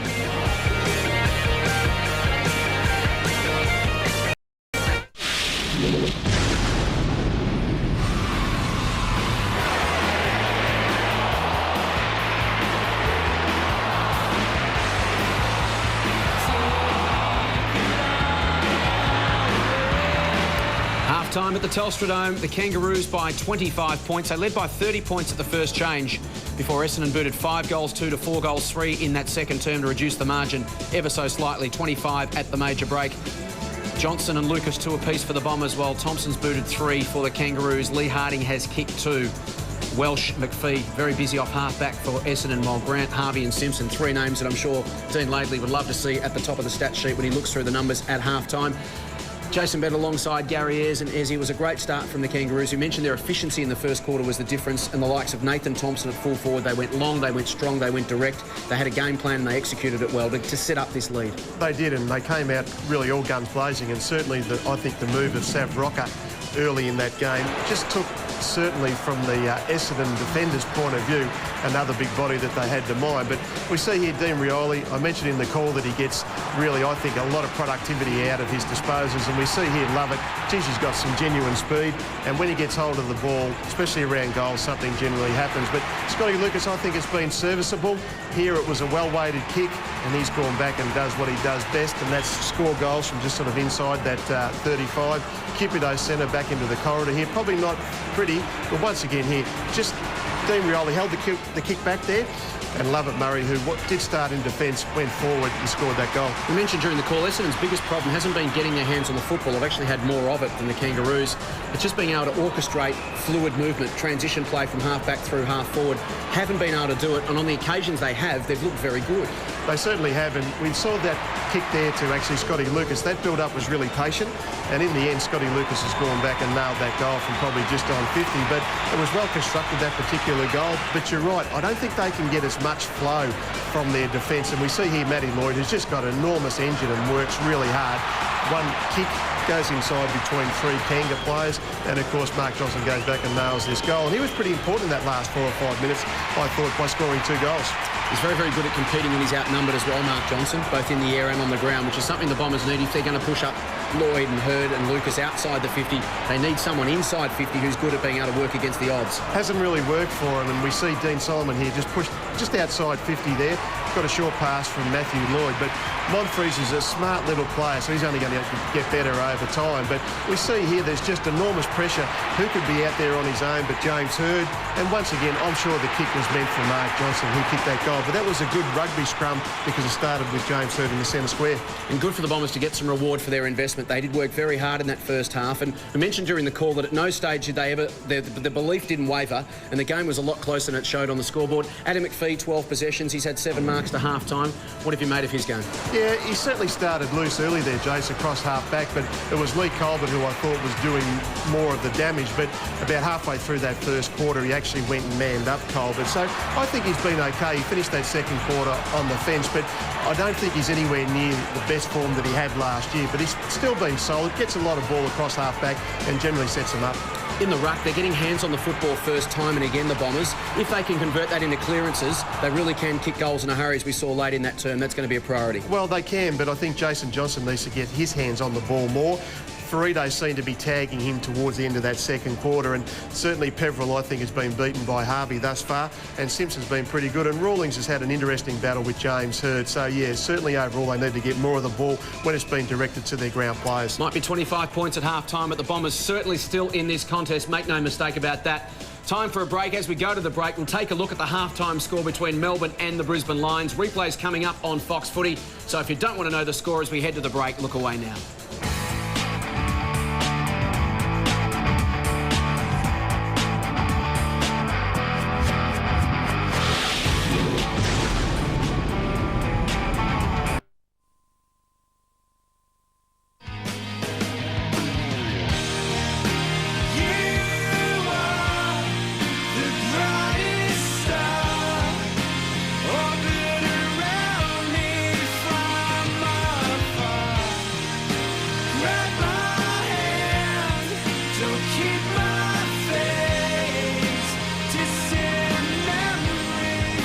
Welcome back to the Telstra Dome. Half-time in the round 14 clash between Essendon and the Kangaroos. It's the Roos leading by 25 points. Got away to a fantastic start, Gary. We're very, very efficient in that first quarter. And whilst the Bombers came back at them hard, they've been able to just get goals against the run of play. They've been able to manufacture loose men up the ground, as we see here with Rawlings. And that's been the common theme through most of the goals they've kicked in this game. They've been very, very good at working into space and then turning around and having the player kick it over his head so he can run back onto the flight of it. And that's generally a sign of confidence too, Jason, that once they see that their teammates got the ball, they're prepared to break hard into space. And they certainly don't mind throwing the ball around. And we see here just the ability of Daniel Wells to glide over the ground and just go back and go bang. That's a great goal early in the game. But certainly I think their use of the ball is quite smart. Lance Piccioni here, that was a well-weighted kick to David Hale in between three Essendon players. So their ball use and their decision-making, I think, overall has been much better than Essendon's. We mentioned their ferocity early at the contest as well. There's Motlop doing his hamstring. Dreadful luck for him. He's had a horror 2005 after having a shoulder reco pre-season. But their ferocity, right from the word go, really contributed to them getting away to that 5-goal break, because in the general run of play, things were pretty even in terms of time in possession and those sort of figures, but they were just so tough at the footy. And what Stan Elves calls unrewarded running, they did plenty of it. And the thing about unrewarded running is you do enough of it, it becomes rewarded. And certainly if you can keep that uppermost in your mind is that intensity and that persistence. And also the other thing that I've liked about the Kangaroos tonight, Jace, is the work they actually do when they don't have the ball. And I think once Essendon's got a little bit of flow or a little bit of momentum, they're actually very good at shutting down those options further up the ground. So all of a sudden you see Essendon playing stop-start footy. And we see here Rocker, that's been a good inclusion. And I certainly think he's played really good team footy for the Kangaroos tonight. They've played a very good, in basketball terms, a full-court press. They haven't allowed Essendon to move the ball from one end to the other with anywhere near the ease at which they've been able to do it themselves. The likes of Lee Harding, Dean Ladley would be delighted with Lee Harding, because if there was a criticism of his game, aside from his finishing on the run, it was maybe just not doing enough of that. That was the very first bounce of the game, and it set the tone, and we saw Lee Harding commit himself. He kicked a couple of goals early, did the brilliant things we know he can, but geez, work when he didn't have the football was first rate. That's what a coach loves to see, because look, if he's got speed, and he has got genuine speed, you use it as a defensive player as well. And certainly he should be able to reap benefits by actually working hard, harassing, chasing, tackling, and then the goals will come. And that's what we've seen on a couple of occasions tonight. And that was an absolute ripper, the second of two in the first quarter for Lee Harding. And look, he's a wild card in that forward line. You put him alongside Rocker Thompson. It's starting to look like a pretty good structure down there for the Kangaroos. And let's not forget too Motlop, who unfortunately went off with a hamstring early. So they've got a very talented forward line if it gels. Well, big game here at the Telstra Dome, but the biggest concert in the history of the universe, really. It's massive. 4 continents, 9 countries. It's on tonight. It's Live 8. You'll see it on Fox 8 a little bit later on this evening. Don't miss this one. It is a history-making event. And if you love your music and you're interested in huge, big world events, this one, a lot like Live 8 was 20 years ago, is something that will not be forgotten for decades to come. That on Fox 8 coming up shortly. Half-time here at the Dome. Plenty more action here to come. The whole second half coming your way right after this.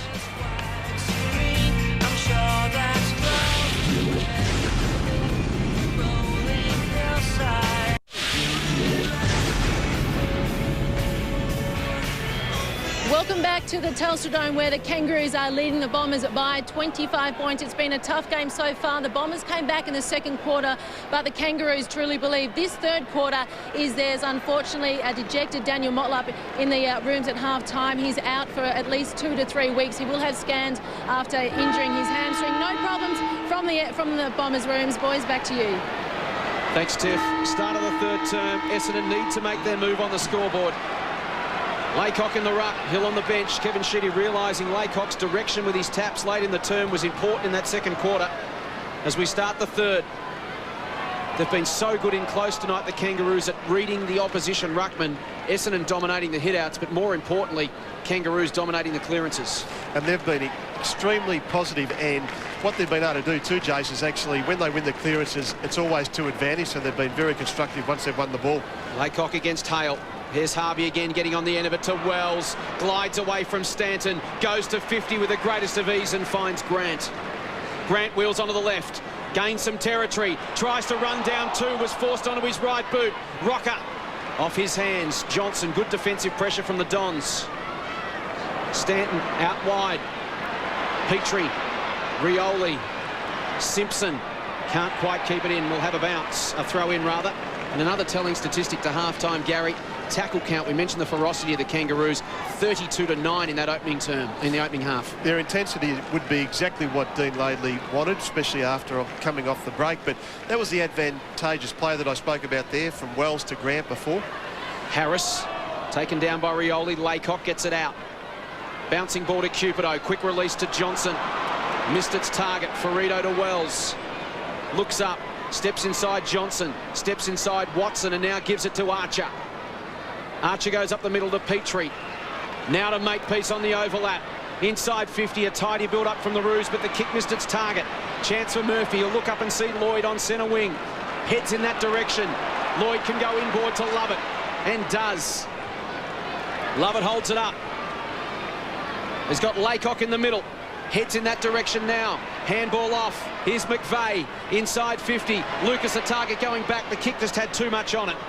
Promising build-up, but the kick missed its target, and we'll have a throw-in inside 50 for the Dons. And once again, Essendon were forced wide then too, because Lee Colbert was actually back in the hole. So wherever Essendon were actually going to lead to was unfortunately going to go to the boundary line. And James Hurd lined up in the goal square at full forward, and Brady Rawlings has gone with him. Speak of the devil, crunched into the ground. Mark Johnson now finds himself in the goal square. Matthew Lloyd started at centre-half forward. James Hurd looking a little bit dishevelled. He's had a tough first half. He was very good towards the end of that second term. Brady Rawlings has been watching him very, very closely. Here's Archer with strength, trying to bullock his way through. He's got the free kick. Kangaroos by 25 points, 11-6-72. The Bombers 7-5-47. Rawlings rockets the ball wide to Pratt. Grant leads hard, but the kick goes to Colbert. Again, Rawlings runs away from James Hurd, kicks the ball back inside 50, but standing his ground is Jason Johnson. Some rebound football required, didn't really hit the target. Danger now for the Bombers. Rawlings again involved along with Makepeace, kicks inside 50. Getting back is Hale, running with a fly to the ball, and he's been a problem up forward with his height, Gary. He has been, Kev, but also too, when you actually have the ball coming through the air like we see there, I thought it was actually pretty poor by Justin Murphy. He certainly could have made a contest and actually gone at it harder. We see, look, it's a high kick here, but I think Justin Murphy didn't really want to go in and actually smash the ball away from Hale, which was what was required. Kicked a goal in the first quarter. Kicked 8 goals for the season. They lead by 25 points. This to extend it to 31. It'll be a great start for the third term for the Kangaroos. And he just squeezes it home.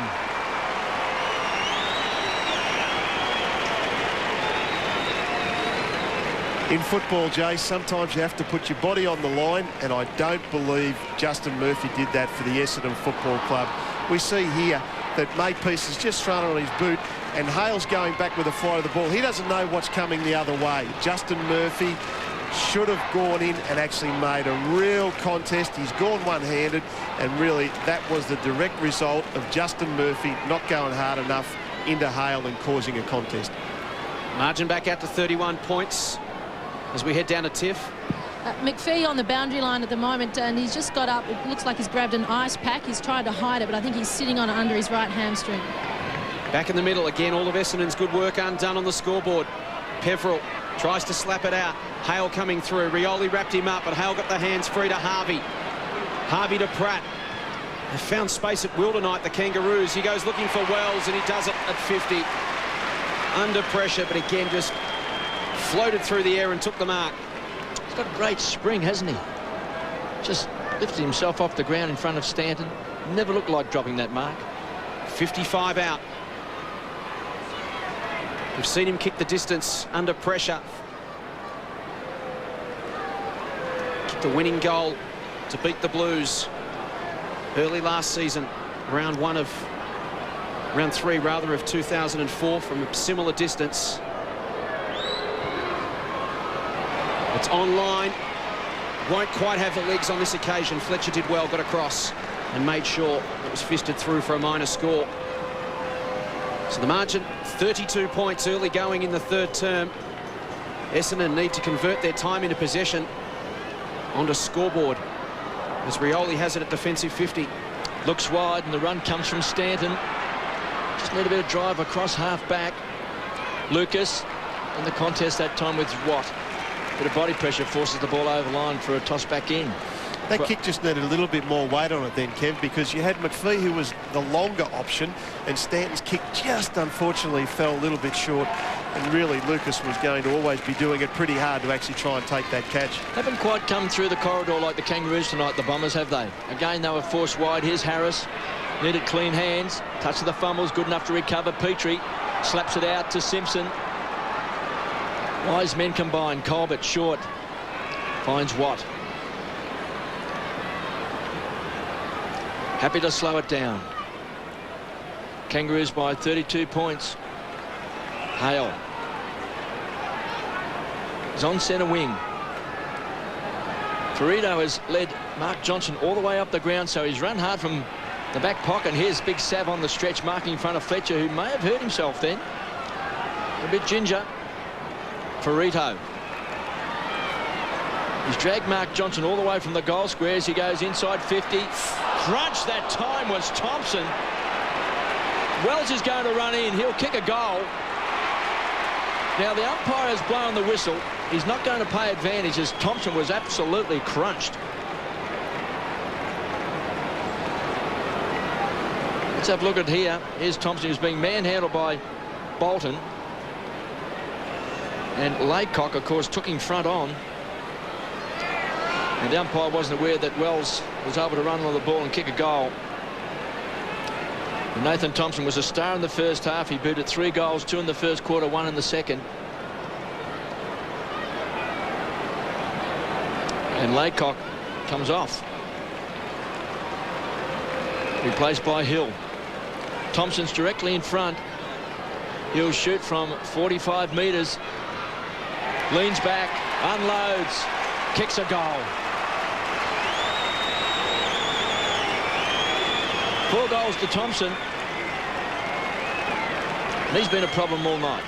He certainly has been, and he started off the game in sensational form. But we see here, Laycock is going back with the flight of the ball, but unfortunately he didn't have his eyes on it. But that's the contest that you sometimes see in football. But thankfully, neither player really was injured. The free kick was there, most certainly, but they both got up pretty quickly because they certainly are big boys. But this was a very heavy collision. So both of them, thankfully, as I said, are pretty fit at the moment. 13-7 to 7-5. 9 minutes gone in the third term at the Dome on Saturday Night Football. Nathan Thompson with 4 goals. He's kicked 19 in his last 5 games now. Really up and rolling for the Roos. Part of the reason why, or a big part of the reason why, their season's back on track. Johnson, Rioli, Cupido. Peverill runs hard to create an option.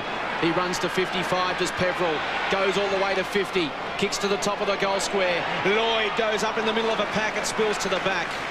They'll have a throw in 15 metres around from the Essendon goal. There's Kevin Sheedy, boundary side. Would have liked what he's seen in glimpses tonight from the Bombers, but they just haven't been able to convert it onto the scoreboard. They trail by 38 points, despite controlling the football for extended periods of time. Archer paddles to Simpson. Now Colbert. Awkward looking kick, but it'll come off. Good hard running from Pratt. Gets there just inside the line. Springs to his feet. He's got a man in space again. It's been the story of the night for the Kangaroos. Harris to Hale. They've just worked so hard to create options for their teammates. Hale goes inboard again. A stream of runners unattended through the middle of the ground. They stream through half-back, the Kangaroos. Simpson, Colbert. He pokes it out wide and finds Watt. Watt towards Harding and Thompson. Thompson flies. Oh, Harding at the back. Was in position, got an awkward bounce. Hurd to Bolton. Welsh down the line. Lucas gets around onto the left. Chips. Hale will fly. Land heavily. Play on call. Watt from 55. Unloads to the square. Won't have the legs. Hurd and Murphy spoil each other. That was a better contest from Justin Murphy. Unfortunately, it was against James Hurd, though, Jace. Bit of push and shove behind the play. Hale and Solomon. That all breaks up now. We'll have a throw in right at the top of the goal square for the Kangaroos. They've come out and added 2 goals early in this third term. Welsh, Harding to keep it alive to Simpson. Couldn't get the purchase off the left boot, and Welsh again pumps it out towards Lucas. Lucas up the middle to Solomon. He's got a couple of runners coming through the middle. Kick wasn't to the advantage of Hill, but Peverill hit it at pace. Now to Stanton. Watson set up with a handball. Ricochets back to Stanton. Has got some time. Needs an option. Lovett sneaks out the side and takes the mark. McPhee leads hard straight up the middle. That's where he goes and finds him at 50. McPhee squares it up. Kick had to be perfect, and it was. And Dean Rioli from just inside 50 on a very kickable angle for a man of his considerable skill. It was well thought out then too, Jace, because Adam McPhee, I think, initially was going to go to Jason Johnson, but he had Glenn Archer bearing down on him. So to come back in board, and we see here with Justin Murphy and James Hurd, he's not too happy, James. Rioli goes short. You could just see him signalling as he was standing there. His heart wasn't in having a shot himself, and he goes short to Mark Johnson, who's already booted 2. And the Bombers just needing now to string together multiple goals to get themselves back into this contest as Simpson comes off for a breather to be replaced by Piccioni. Johnson has been handy inside 50 tonight. In fact, at times he's really looked like their most likely goal-scoring option. They must take their chances from here, and some half chances as well. And Johnson does. He kicks his third. Essendon get their 8th. Margin back to 32 points. 12.5 minutes gone, third term at the Dome. Unselfish play by certainly Jason Johnson then to get it across to Mark Johnson, but that seems to be very much the pattern of play. They're actually going to their smaller players because they seem to get a lot of numbers back into the Essendon forward 50. That's the Kangaroos I'm talking about. But I think Mark Johnson's been a very good player since about halfway through that second quarter. But the other thing I'd like to see, Jason, is that Essendon just can't seem to get the ball down to Matthew Lloyd 1 out. There always seems to be a lot of congestion, and when they bring the ball in, because it's actually slow and short, Matthew Lloyd ends up running out of position. So maybe what he's got to do perhaps is just spend a little bit more time and just wait his leads to be back inside that forward 20 or 30 rather than up 50, 60, 70 metres from goal. Johnson to Rioli. Maybe a bit of magic for the Bombers. To the half-forward line, looking for Lucas. Pushed off the ball by Watt. Comes away from half-back. Some hard running from Harris. And the young players taking some big steps this year for the Kangaroos. Rawlings wants it short. He'll find Petrie. 85 plays 53. Kangaroos by 32 points, led by 30 points at quarter time, 25 points at half time. Pratt in space. Good kick. Finds Harvey. He's worked hard tonight. Possession number 15. To Grant, who is loose across the half-forward line. Thompson. He's already booted 4 goals. He's confident. And Grant, not quite certain what was going through his mind. I would suggest nothing. I think he was going to try and take the man on the mark. On. Well, he did that about 5 minutes ago and ran himself into trouble, so maybe his ambitions and capabilities just at the moment are getting a little bit confused, but he's a great player. Well, he's consistent, 2 from 2. Murphy across half-back. Spears the ball in. He was looking for Lucas. Harris put his body on the line. Kicked off the ground by Rioli. It was clever play. Take 2. Rioli feigned the handball. Dragged down the tackle that time by Petrie. Grant recovers. Good second effort for the Kangaroos. Watt. Good presence of mind. Stood his ground. Rockets the ball. The run will come from Stevens. Hammers the ball to 50. Thompson's always going to be the target. Beaten this time by Bolton. To Fletcher. The Bombers' defence under a lot of pressure. Here's Lucas pushed out of the contest. Maybe a free kick in the back. It's not played. They'll get a boundary throw in. And that highlights the difference between the ball movements, Gary. We saw the Kangaroos 2 minutes ago move it from one end to the other completely uncontested. Every time Essendon get it at half-back, they kick into a contest. Correct. Kangaroos by 32 points. Petrie out muscled that time by Hill. Now a free kick off the ball. It's going to Brady Rawlings. James Hurd was unhappy. Gave it across that time to Jones. And just keeps the ball alive as it bounces over the line for a boundary throw. And there's James Hurd still indicating maybe he felt that he was held first. Let's have a look at this incident. James Hurd. Not happy Jan.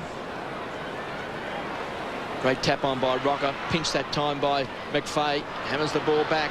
Here's Archer getting back with a fly to the ball. Strong eyes. Finds Petrie. Kangaroos are quick to react as Petrie pumps the ball inside 50. Rocker was there. Playing in front that time was Corey Jones. Off hands. And a boundary throw in. Time and again we see a Kangaroo player take a mark on a wing or a flank and they switch to the corridor every time and they're being allowed to do it. And certainly that kick always becomes dangerous, Jace, because they're actually kicking to a player who can play on. So it really does get inside their forward 50 with a lot of speed. Rocker with strength, muscled his way out. Harding sells a dummy, goes for goal and just misses. 2 goals, 1 to Lee Harding this evening. And again in this third term we see Essendon working hard for no reward. Kangaroos with the football at their end of the ground for the bulk of the time in this third term. Fighting a rearguard action at the moment, the Dons. Welsh to Rioli. They try a switch now. Johnson. Ordinary kick towards Watson. Punched away by Colbert. Rocker versus Lovett was a mismatch. Lovett came out with his health, which was a good thing. Grant taps it away from Rioli. Harding. Welsh crunching in with Solomon. Bombers trying to exert some physical presence. Rioli's been important in this third term as he tries to lift his side, but kick lets him down. And Colbert picks it off again as Peveril comes off to be replaced by Monfries. And again we can see them switch over the top to an uncontested man. This time it's Harris. Colbert pushed down the line from that last kick and was unattended. Another uncontested mark. Harris offers short. It's that easy. Umpire said it was too short. Now back to Colbert. Makepeace leads short. It's honoured and he marks. They're prepared to be patient, the Kangaroos. They're prepared to work for each other, create options, and that was a very tidy kick from Makepeace. Squeezed it down the line to Rocker. Man on the mark stands 55 out. Rocker considers the possibilities. He loads it up. It's long, it's high, it's straight, it's to the line. It was magnificent. Touch through for a minor score. One of the most breathtaking aspects of our great game is to see a man wind up like that from distance, but not quite on that occasion. Here's Matthew Lloyd across half-back, yet to kick a goal tonight. The Bombers just trying to get something moving. The Kangaroos have been the better side all night. They've chased hard, they've smothered hard, they've run hard. They've put the Bombers under a lot of pressure. Now the whistle is gone and the ball is coming back to Lloyd. To Murphy. Quick to recover, spears the ball in. He's looking for Bolton also there and Hill. Here's a chance for Lovett. Had it and lost it. Monfries run down by Big Sav.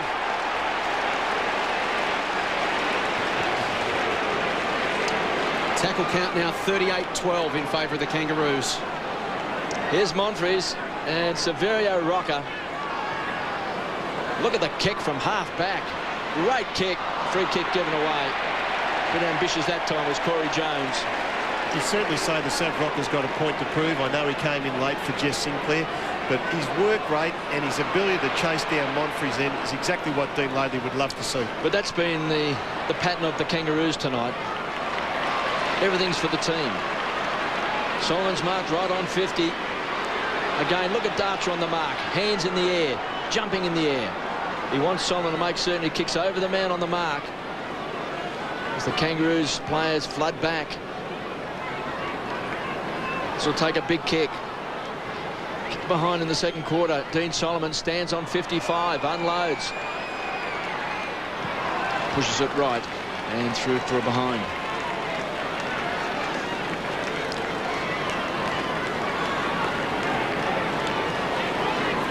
There's Dean Solomon there, just taking out a bit of retribution on Lee Harding. But it's a bit of vigour, though. That's what Kevin Sheedy would love to see, and maybe Justin Murphy should actually have a bit of a look at that. It worked out well for him. He went in there looking to kill Lee Harding on the way through, managed to collect the ball to justify it. It worked out perfectly. Look at the run of Harvey from half back to Rawlings, running hard. A rare mistake, touch of the fumbles. Stanton does well, slaps the ball on Petrie. He's going to get to the contest first. Finds Simpson. Charges away with the ball, just wobbles the ball forward. It was a poor kick. He was under no pressure. He'd be disappointed. Welsh to McVeigh.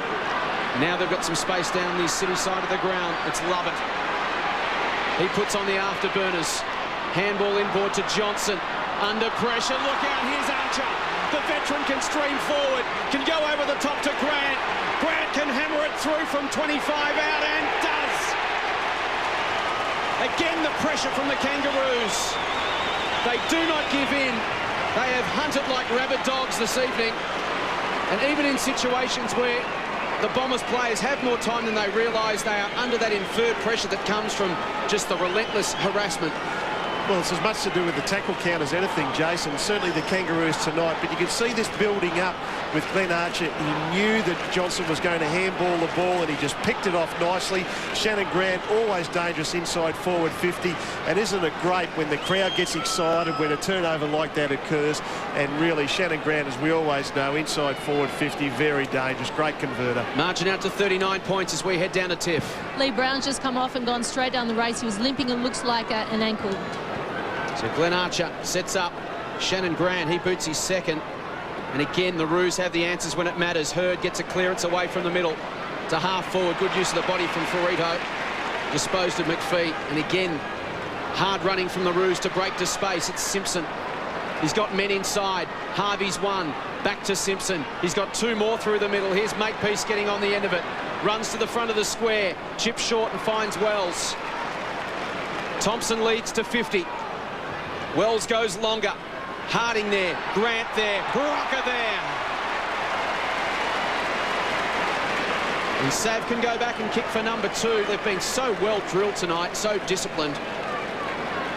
And they've just got a sense of what, when the player has the football, it seems those around him know what he's going to do. They're very precise, Jason. Really, that run, once Ferrito won the mark, they certainly broke hard to the wing. We see here Sav Rocker, he's really gone at it hard in the air tonight, and hopefully he rewards himself by kicking this goal. But they are very, very precision-like. Someone's in the goal square. It looks like it's Thompson, unguarded. Well, the Bombers will get out of jail, but Kevin Sheedy will be absolutely livid with that.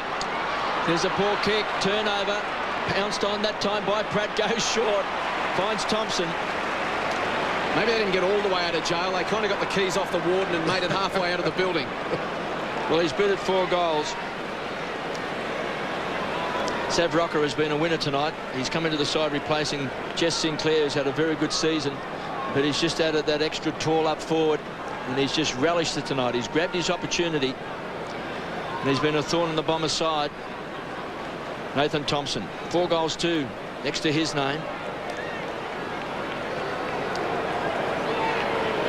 From just 48 metres out.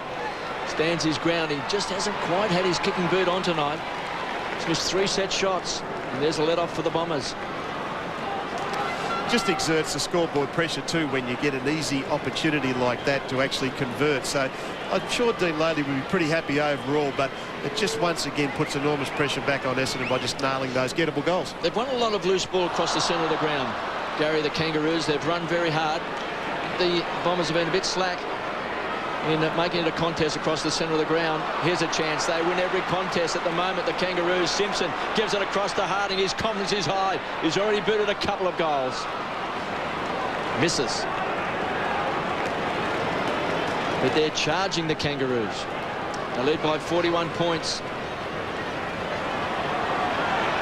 Monfries from the kick out from Fletcher. Look at that. Great chasing.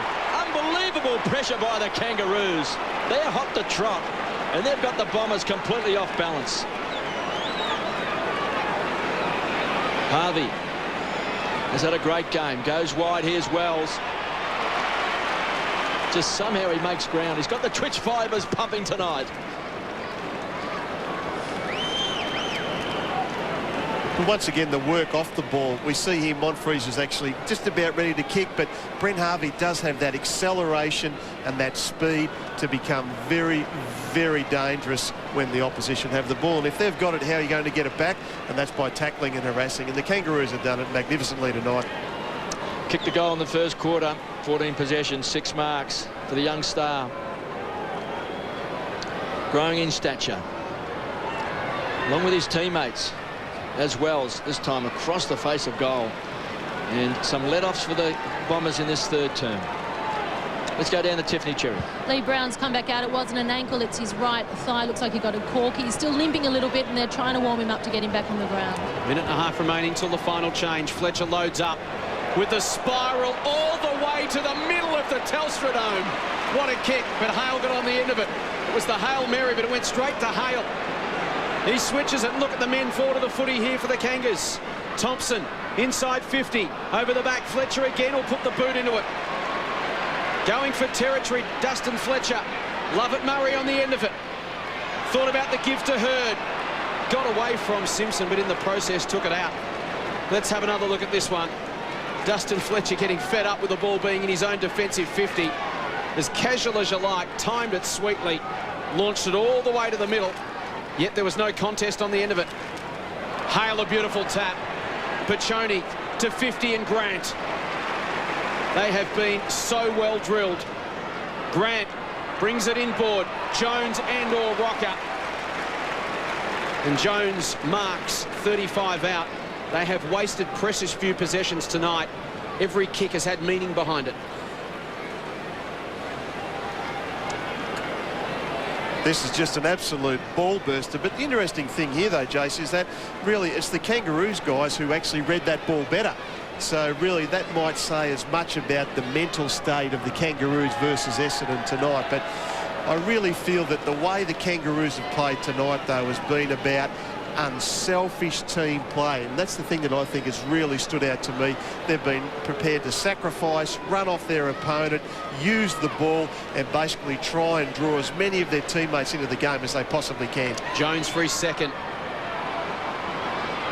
Pushes it right. He's got 1 goal, 2 for the evening, and it is 3/4 time at the Telstra Dome. Kangaroos have this game by the throat at the final change. They booted 3 goals, 7 in that quarter, which shows just how damaging they could have been, but for missed chances compared to Essendon's 1 goal, 1. So 10 scoring shots to 2 tells the story of the third term. Kangaroos dominating. Thompson has 4. Grant, Hale and Harding all with 2 apiece, while Mark Johnson has 3 and Lucas 2 for the Bombers. But at the final change, James Hurd's face tells the story. Kangaroos by 43 points. They're 14-13-97. Essendon 8-6-54. Saturday night footy on Fox.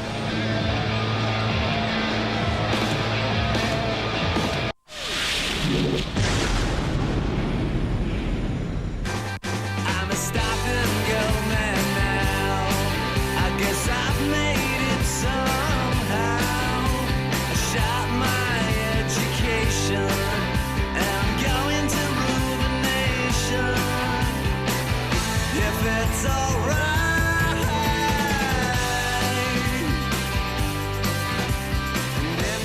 Well, the stat of the night is tackles, 40-12 in favour of the Kangaroos. They are dominating this contest. They lead by 43 points.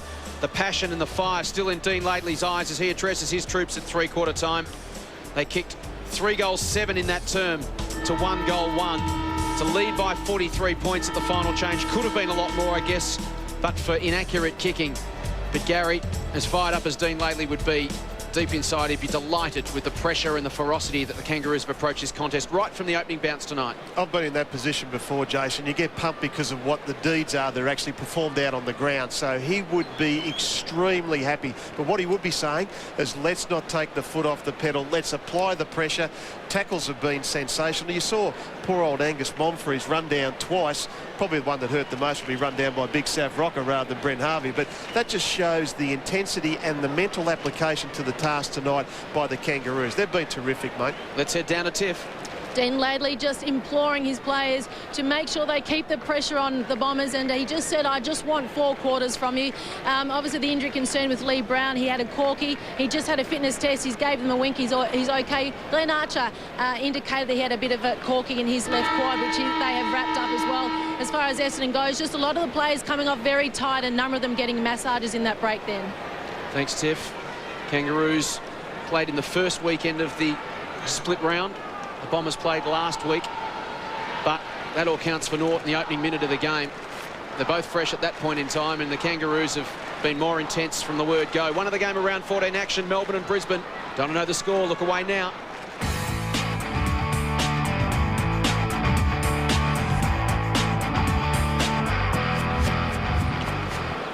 Almost set to go, final term at the Telstra Dome. Kangaroos by 43 points. Gut check coming up for the Bombers. What have they got in the tank? Harris tries to farm it out. Love it.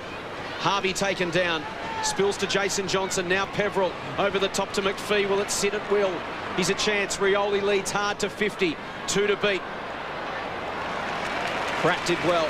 Well-timed fist with Archer riding shotgun. We'll have a throw in. Looks like Kevin Sheedy's also responded to Jace by actually putting Mark McVeigh on Glenn Archer.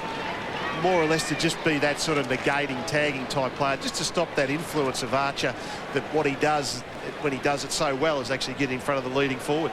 Laycock got the tap. Pratt, Harris, harassed. McPhee can't get free. Umpire spotted one. It was over the shoulder. Free kick to Adam McPhee at 50 against Ferrito.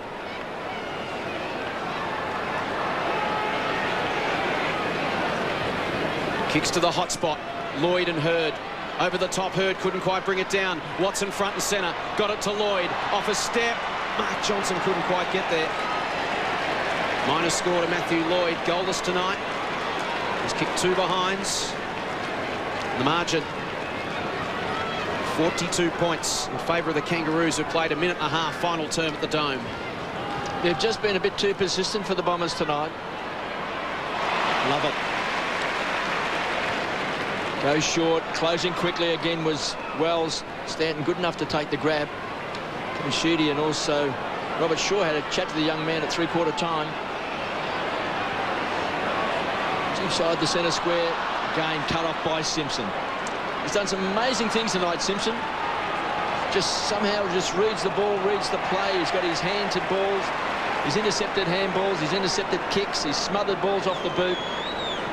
They've just looked really sharp tonight, the Kangaroos, Kevin. I think that's part of what we've seen also in their ability to actually just smother handballs, smother the kicks off the boot, and just overall, as I said before, their mental application to the task has been terrific. They've been sharp, haven't they? Right throughout the night. Seem to be concentrating on just about every play. He's beat at 3 goals. Mark Johnson, he stands on 52, goes for the big torp. He's going to float over the goal line and through for a behind.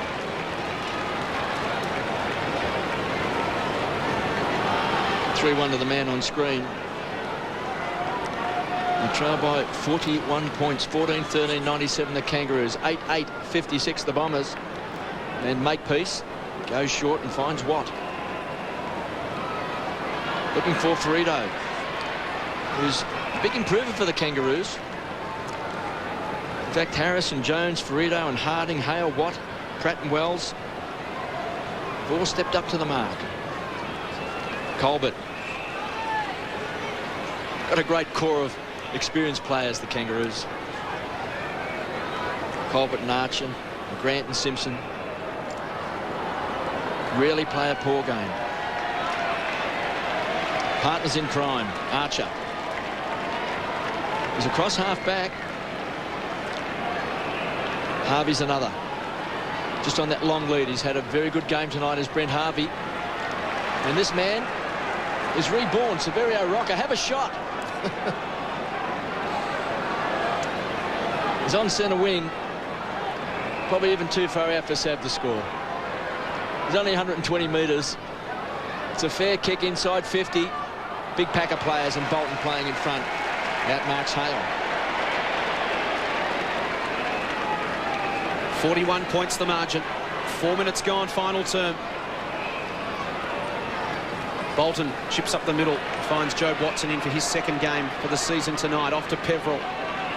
Can go short over the top to Murphy, and that sums it up. Missed him by 10 metres.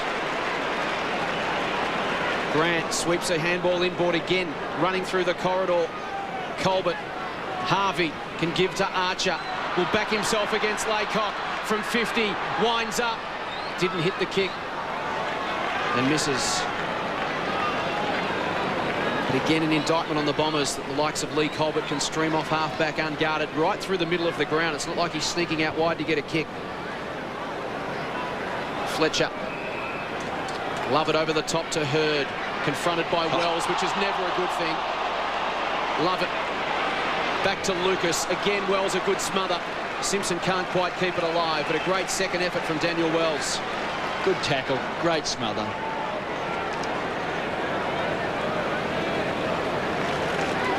He might be all right, KB, this Wells kid. I think he might be a star. But they're switched on, the Kangaroos. And they've been switched on all night ever since the very first bounce.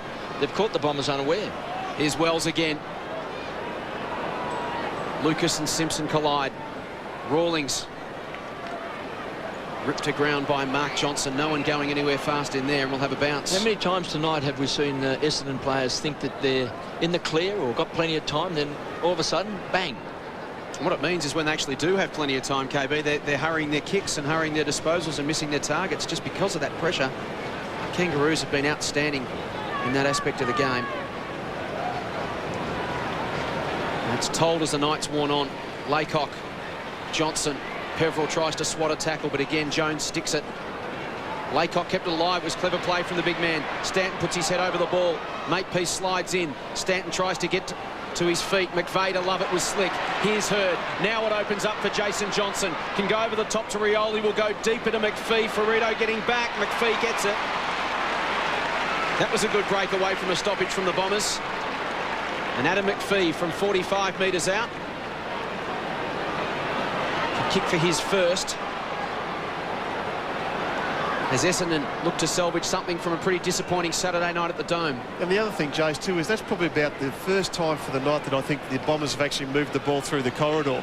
It's taken the smart play of James Hurd, who pushed forward from that stoppage. Love it, speed and quick hands over the top, caused the loose man, and then the kick was well weighted from Jason Johnson to Adam McPhee. McPhee from just inside 50. He liked it off the boot, and why not? He's got his first. So some reward from a good build-up of play there from the Bombers. They get their 9th goal, margin back to 36 points as Makepeace is replaced by Michael Stevens. And certainly you'd like to see Essendon apply more of that particular play from Kevin Sheedy's point of view. But we see here the kick is actually over Ferrito's head. McPhee does well to protect himself. And certainly in the end he took a good mark and he converted. But it was probably one of the best passages of play that the Bombers have actually had tonight, where it was very quick and got inside their forward 50.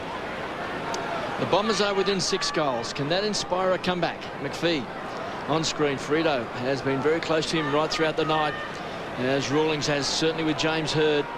Starts outside the centre square, but he quickly picks up James Hurd once the action starts. Here's a chance for Petrie. Does well to Harvey. Taking that time for Grant. One of his rare mistakes tonight. Murphy did well. It was a look-away handball taken away by Fletcher.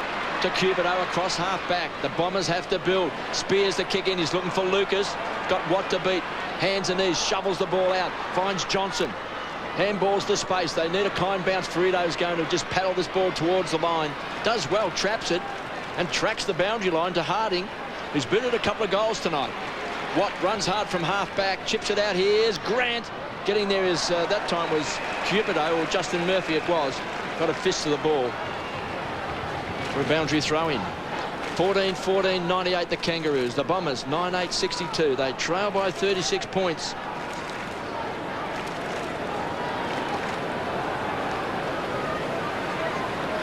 Hale takes the front position. Harvey, quick hands, as Stevens steps over the boundary line.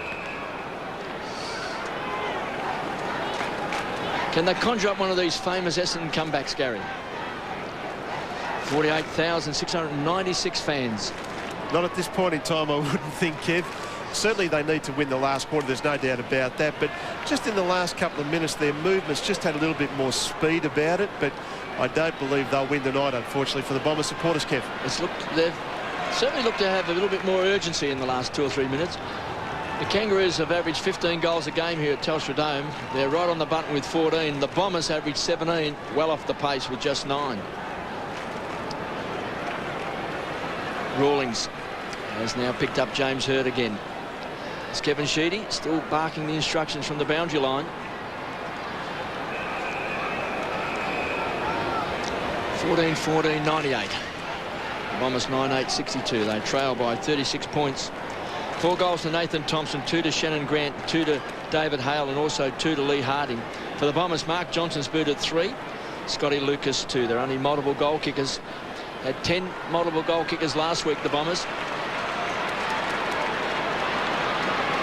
Stevens comes away from half-back for the Kangaroos, kicks the ball out in front. He's looking for Jones. He's got Murphy to beat, running with the ball. He's had a bit of the ball tonight. That's 17 possessions. Finds Lovett. Kicked the opening goal for the Bombers to Peveril. Again, the Bombers go wide to Murphy. And Archer will make certain he kicks over the man on the mark. To Johnson. He's been a live wire up forward. He's booted 3 goals. Just wobbles and tumbles the kick forward inside 50. Pratt thought he took a mark. Harris is wrapped up in the tackle by Cubido, and we've got a ball up.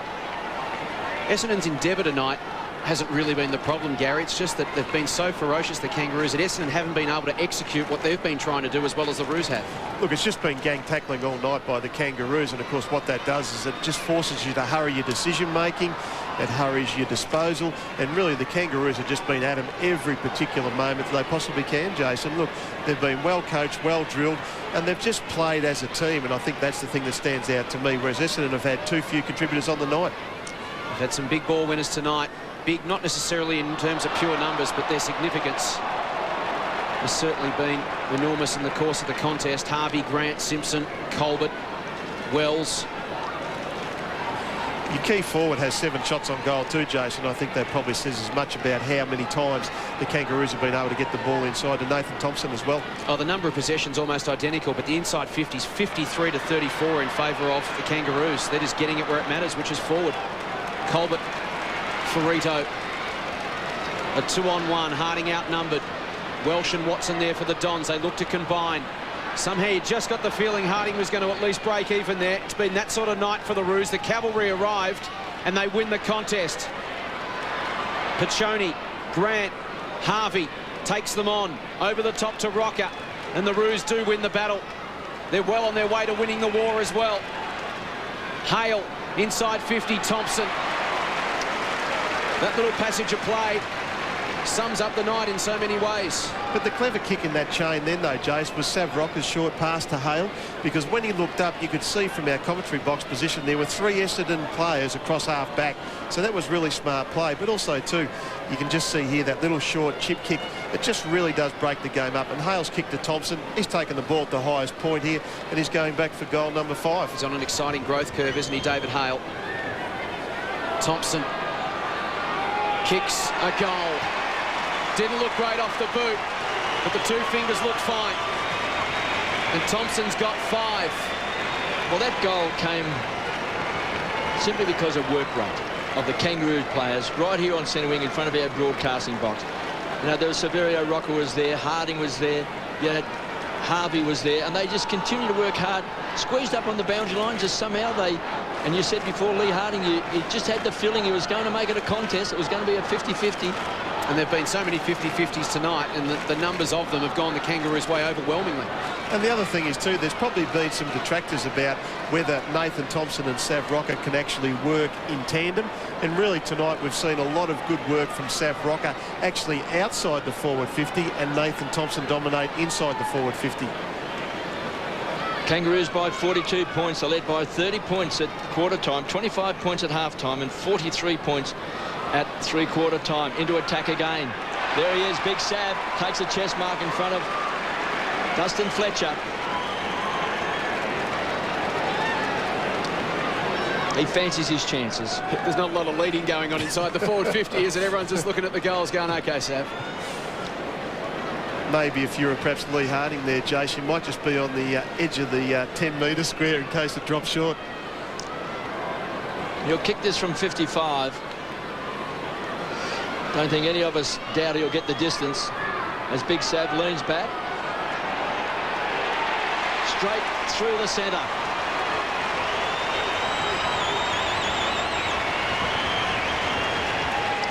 Well, he didn't get too much kudos from the coach, did he, for kicking 10 goals last week, saying he played on a pygmy, some bloke about 72 kilograms, about 5'8", but he's stood up tall tonight. And Adam Simpson certainly made his point, I think, in the presser before the game, that he thought it would be good if Sav Rocker could actually be in the side. But you see here, he's just shielded Dustin Fletcher away from the ball here and taken a well-judged chest mark. But his ability to score from outside 50 is well documented, but it was great to see all the Kangaroos players actually go over, and they are extremely happy for Big Sav.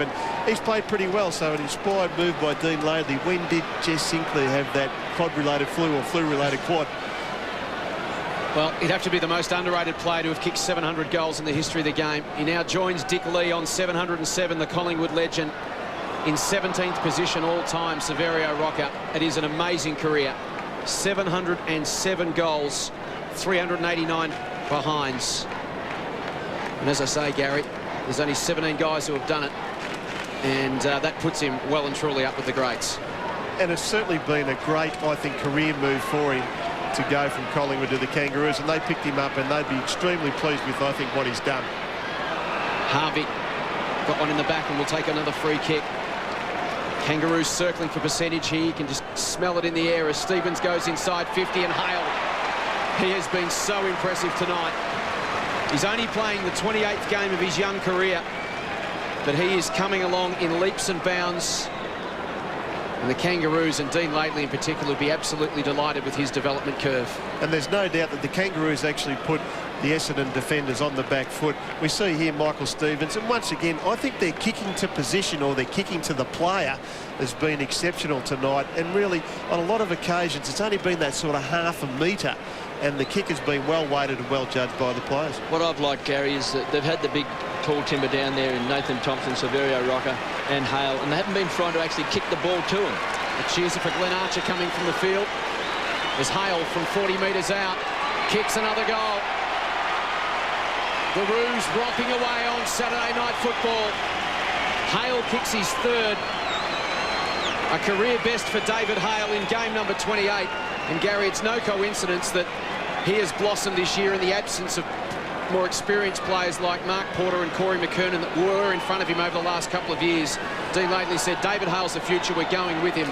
And the rewards have been, well, as you would expect, much, much quicker. And Dean's had the faith and the patience, I think, in David Hale as well, to develop him, not only as a ruckman, who's certainly put a fair bit of muscle on his frame, but going forward has also been, I think, another dimension to his game under Dean Laidley in the last 12 months. But as I said before, they've certainly put the Essendon Football Club under enormous pressure with their tools. Hale starting forward, Thompson, Petrie in the ruck, and then when Sav Rocker came on, it really stretched Essendon. They've been able to recover from that onslaught early in the first quarter. Kangaroos lead by 54 points. Hill just running with the flight of the ball. Read that well. Goes wide. He's looking for Johnson. Mark Johnson from the half-forward line. Looking for Jason. Kicked off the ground by Pachoni. They've done all the one-percenters tonight, the Kangaroos. And I think they're a major player now in the competition. Gary, I think a lot of us at the start of the season just didn't think the Kangaroos were going to be good enough. I suppose the last couple of seasons when they've virtually been in the 8 right up until the death knock, and then just somehow just drifted away towards the end of the season. But I think too many of their players have made too much improvement from, you know, not to be a player this year. They've been impressive, Kev, there's no doubt about that, but I think tactically too, and probably positionally, Dean Laidley's been pretty smart. He's actually left Lee Brown basically at full-back all year. He was going into the ruck and pushing forward and basically being that pinch hitter. He's given Hale a lot more game time. Harris has been solid. Piccioni's been a good get. And Daniel Wells has stepped up once again this year. And you're never going to replace an Anthony Stevens, but they've all improved. There was Piccioni with the tap on. Finds Harris. There's another name you've just mentioned. To Stevens. Squeezed up in the boundary line is Simpson. Didn't quite hit a target. But look at Grant. Clever play. They're a great team, the Kangaroos. Do they play together? The kick didn't do it justice. But in that passage of play, we saw the spirit of the Kangaroos. Confidence is an amazing thing, and they're certainly playing with a lot of confidence at the moment, and so they should. Lucas goes wide. Finds Lovett. The Bombers just playing for a bit of pride. Peveril just again caught in two minds. Hard chasing by the Kangaroos. Welsh outside of 50. Here's a chance. And Matthew Lloyd has marked. Yet to kick a goal tonight for the champion full forward.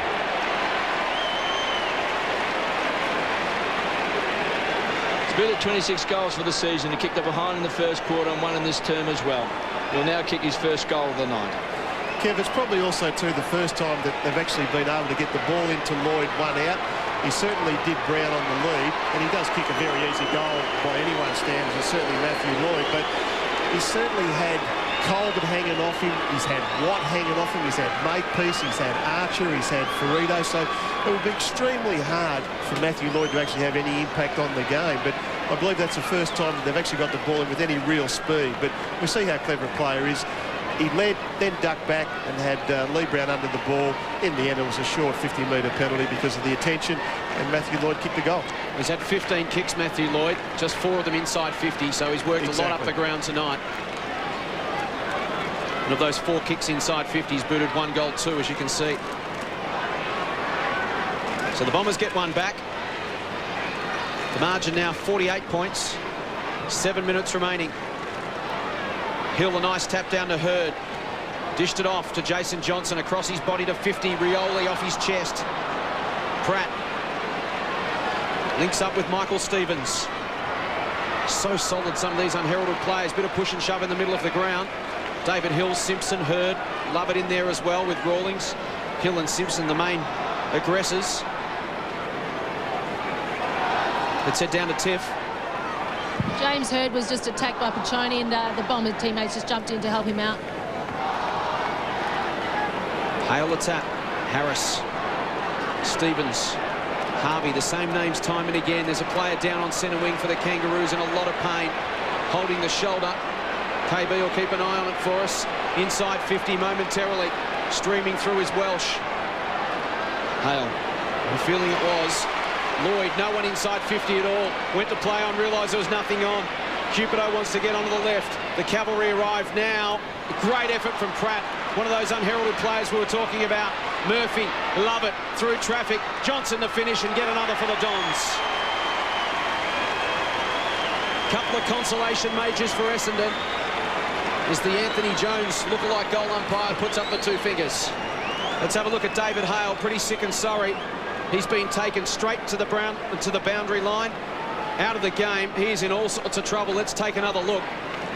There it is from David Hill. And David Hale in all sorts of trouble. Here's how that little blue started. James Hurd and Daniel Harris looking to contribute to consolidated revenue for the AFL. They've actually rattled the Bombers a bit tonight with their physicality, the Kangaroos. Maybe not noted for that, but interesting they chose not to stop play. They've been off balance all throughout the night, the Bombers. They've never been able to settle. Why wouldn't they have just called the stretcher here and stop the play? Because he is out almost cold on the far side of the ground, as far from the interchange bench as you can possibly get. Well, Jace, I think with only 5.5 minutes to go, or a smidge over, it's a smart thing to actually get him straight off the ground. They're not going to lose the game, so certainly get him over there, and you can actually then make a decision on where he's at injury-wise. But now they can't carry him. He's too heavy. He's out on his feet, as you can see. They're going to call for a stretcher, but the problem is they're not actually on the playing surface. So the stretcher's going to have to go all the way around. Or just run straight through the middle, though. Surely they can take the stretcher through the middle. They can take the stretcher across the ground. Curious, they haven't done it yet. He ain't going anywhere. Colbert's got the ball in the back pocket for the Kangaroos. He's going to put it out in front. And Grant just slides onto the ball. 23 possessions to Grant, 8 marks. How will Peter Schwab view that one, Kev? Well, he'll have something to answer.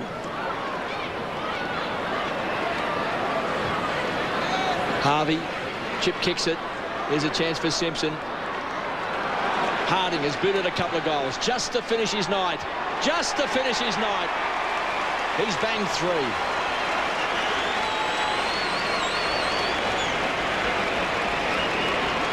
Hale up on his feet. He'll walk around the boundary line to the rooms now. Bleeding from the nose and mouth. Let's have another look. It's just the tail end of it there. And that's the front end of it there. Does his face look like it's got any stitches or leather on it? Bit of hail damage. But thankfully he's walking around now because he looked pretty sick and sorry. But we see here where Lee Harding, I think, has got to deserve certainly a pat on the back from Dean Laidley. I think he was put under the pump about 5 or 6 weeks ago. He's responded. Motlop hasn't been able to play in their forward structure very much at all this year. He's responded by kicking goals, but his defensive work has been a credit to the kid, I think, in the last 5 or 6 weeks. Stanton gets boot to ball. The Roos by 8 goals. Watson run down. Colbert dishes off to Watt. They are so high on confidence, and why not? Pachoni to Harris. Harding smells another one. He's booted 3.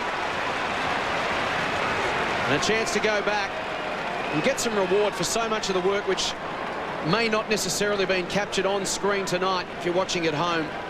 The running, the unrewarded running, the chasing, the harassment that he's done, it's been fantastic to watch. We highlighted at half-time. It's been a very, very good all-round performance from Lee Harding. And a chance now to also get some benefit directly on the scoreboard. He's kicked 3.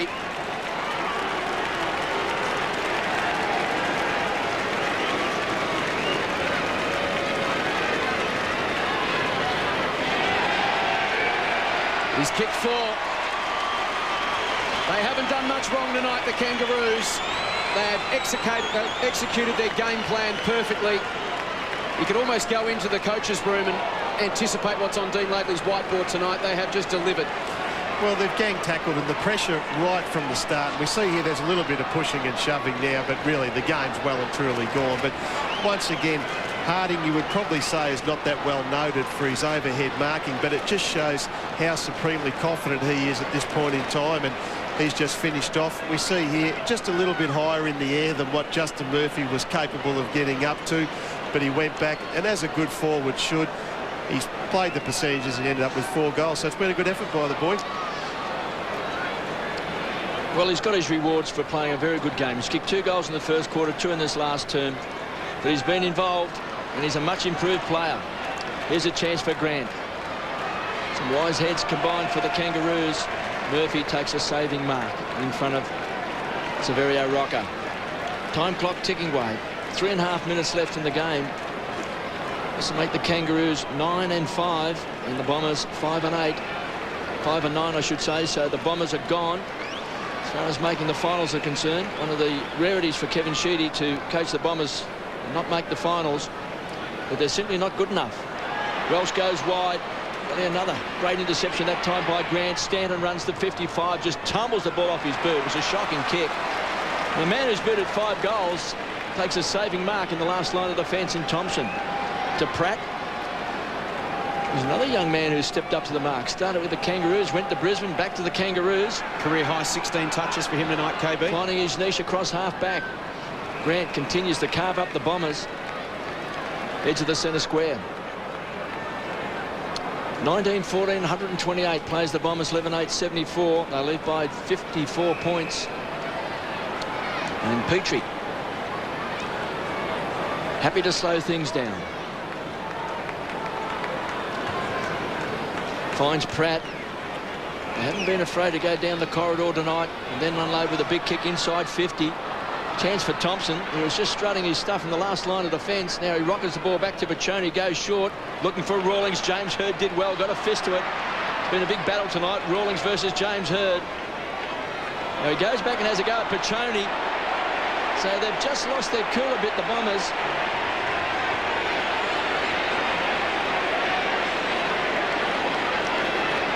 Whilst the battle is going on, Lucas hammers the ball down to Laycock. Showed good hands. Young man from East Devonport has certainly got a future for the Bombers. Big pack of players. Lloyd! I wonder if maybe the structure goes back to Matthew Lloyd at full forward, Gary, and a bit of space and a bit of room, because he's been one of the great goal kickers. There's no doubt about that, Kevin. Look, certainly sometimes you chase your opponent up the ground as a defender who's actually ran out of his defence and tried to create and be an option. But I always feel that Matthew Lloyd, certainly from what I've seen over the years, is very, very dangerous inside that probably 20, 30, 40-metre area from goals. But look, I know Kevin likes to use him in different roles, and that's certainly the prerogative of the coach, and you've got to do what the coach says. But certainly I always feel he's very, very dangerous when they get the ball in quickly, and we know how great a player he is, so he should go back and certainly kick this goal. Matthew Lloyd going for goal number 2. He has drilled it. Well, Kevin Sheedy's had him up playing around the ground and picking up a few possessions just to help his confidence, try and get him back in a bit of touch, because no doubt after breaking his arm, it hasn't been the same Matthew Lloyd this year. But, you know, over the last 3 or 4 weeks, he's picked up possession. He kicked 4 goals last week as well, but maybe the confidence is there now to sort of put him back to the position where he's traditionally been the best goal kicker in the game. I was just going to say, build your forward line around him. Again, James Hurd and Brady Rawlings. I was just about to say, James Hurd's just given away a free kick out of sheer frustration in the middle of the ground. He had the look on his face at three-quarter time, James Hurd, a forlorn look. He knows the season's gone now, and just the bitter disappointment of it is getting to some of these Essendon players in this final term as the Kangaroos really rub salt into the wound. Rawlings to 50. Solomon goes back, couldn't quite haul it in.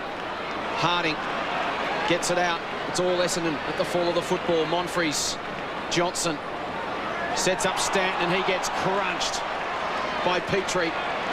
They've revelled in it tonight, the Roos. They've had a real appetite for hard work.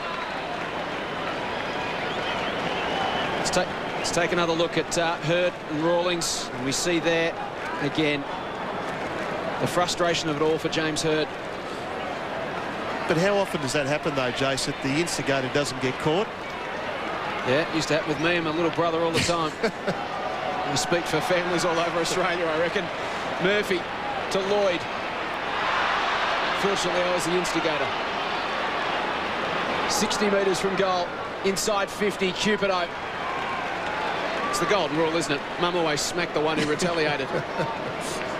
But it is unusual for James Hurd to actually lose his cool, and he's such a great player and he's a champ. We all know that too, but certainly he would be feeling bitterly disappointed because there was so much expectation about the Essendon Football Club coming into this game tonight.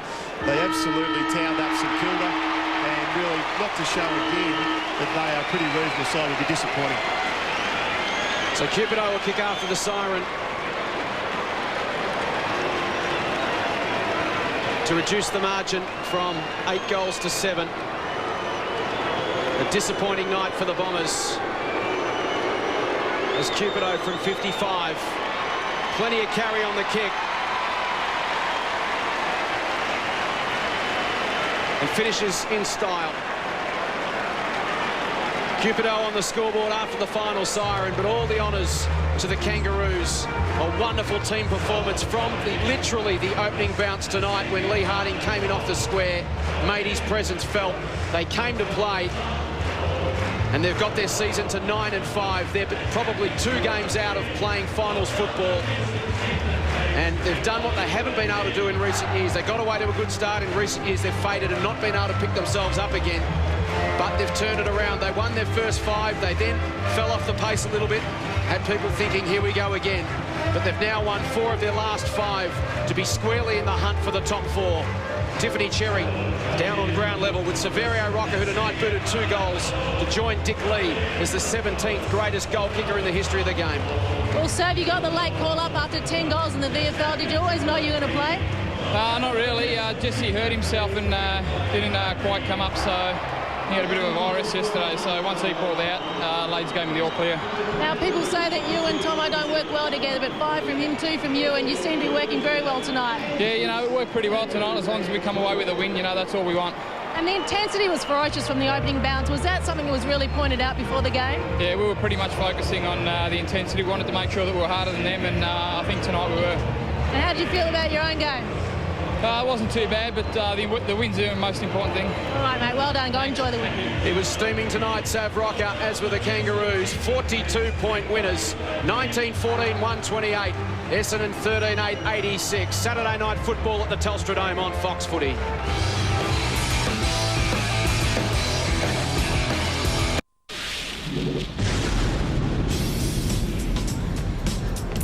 Full time at the Telstra Dome, Saturday night football, and the Kangaroos led from the outset to win 19-14, 128. Essendon 13-8, 86. They led by 30 points at quarter time, 25 at the half, 43 at three-quarter time, and 42 points the final margin. Thompson with 5, Harding with 4, Hale with 3, while Johnson booted 3 for the Bombers, Lloyd and Lucas 2 apiece.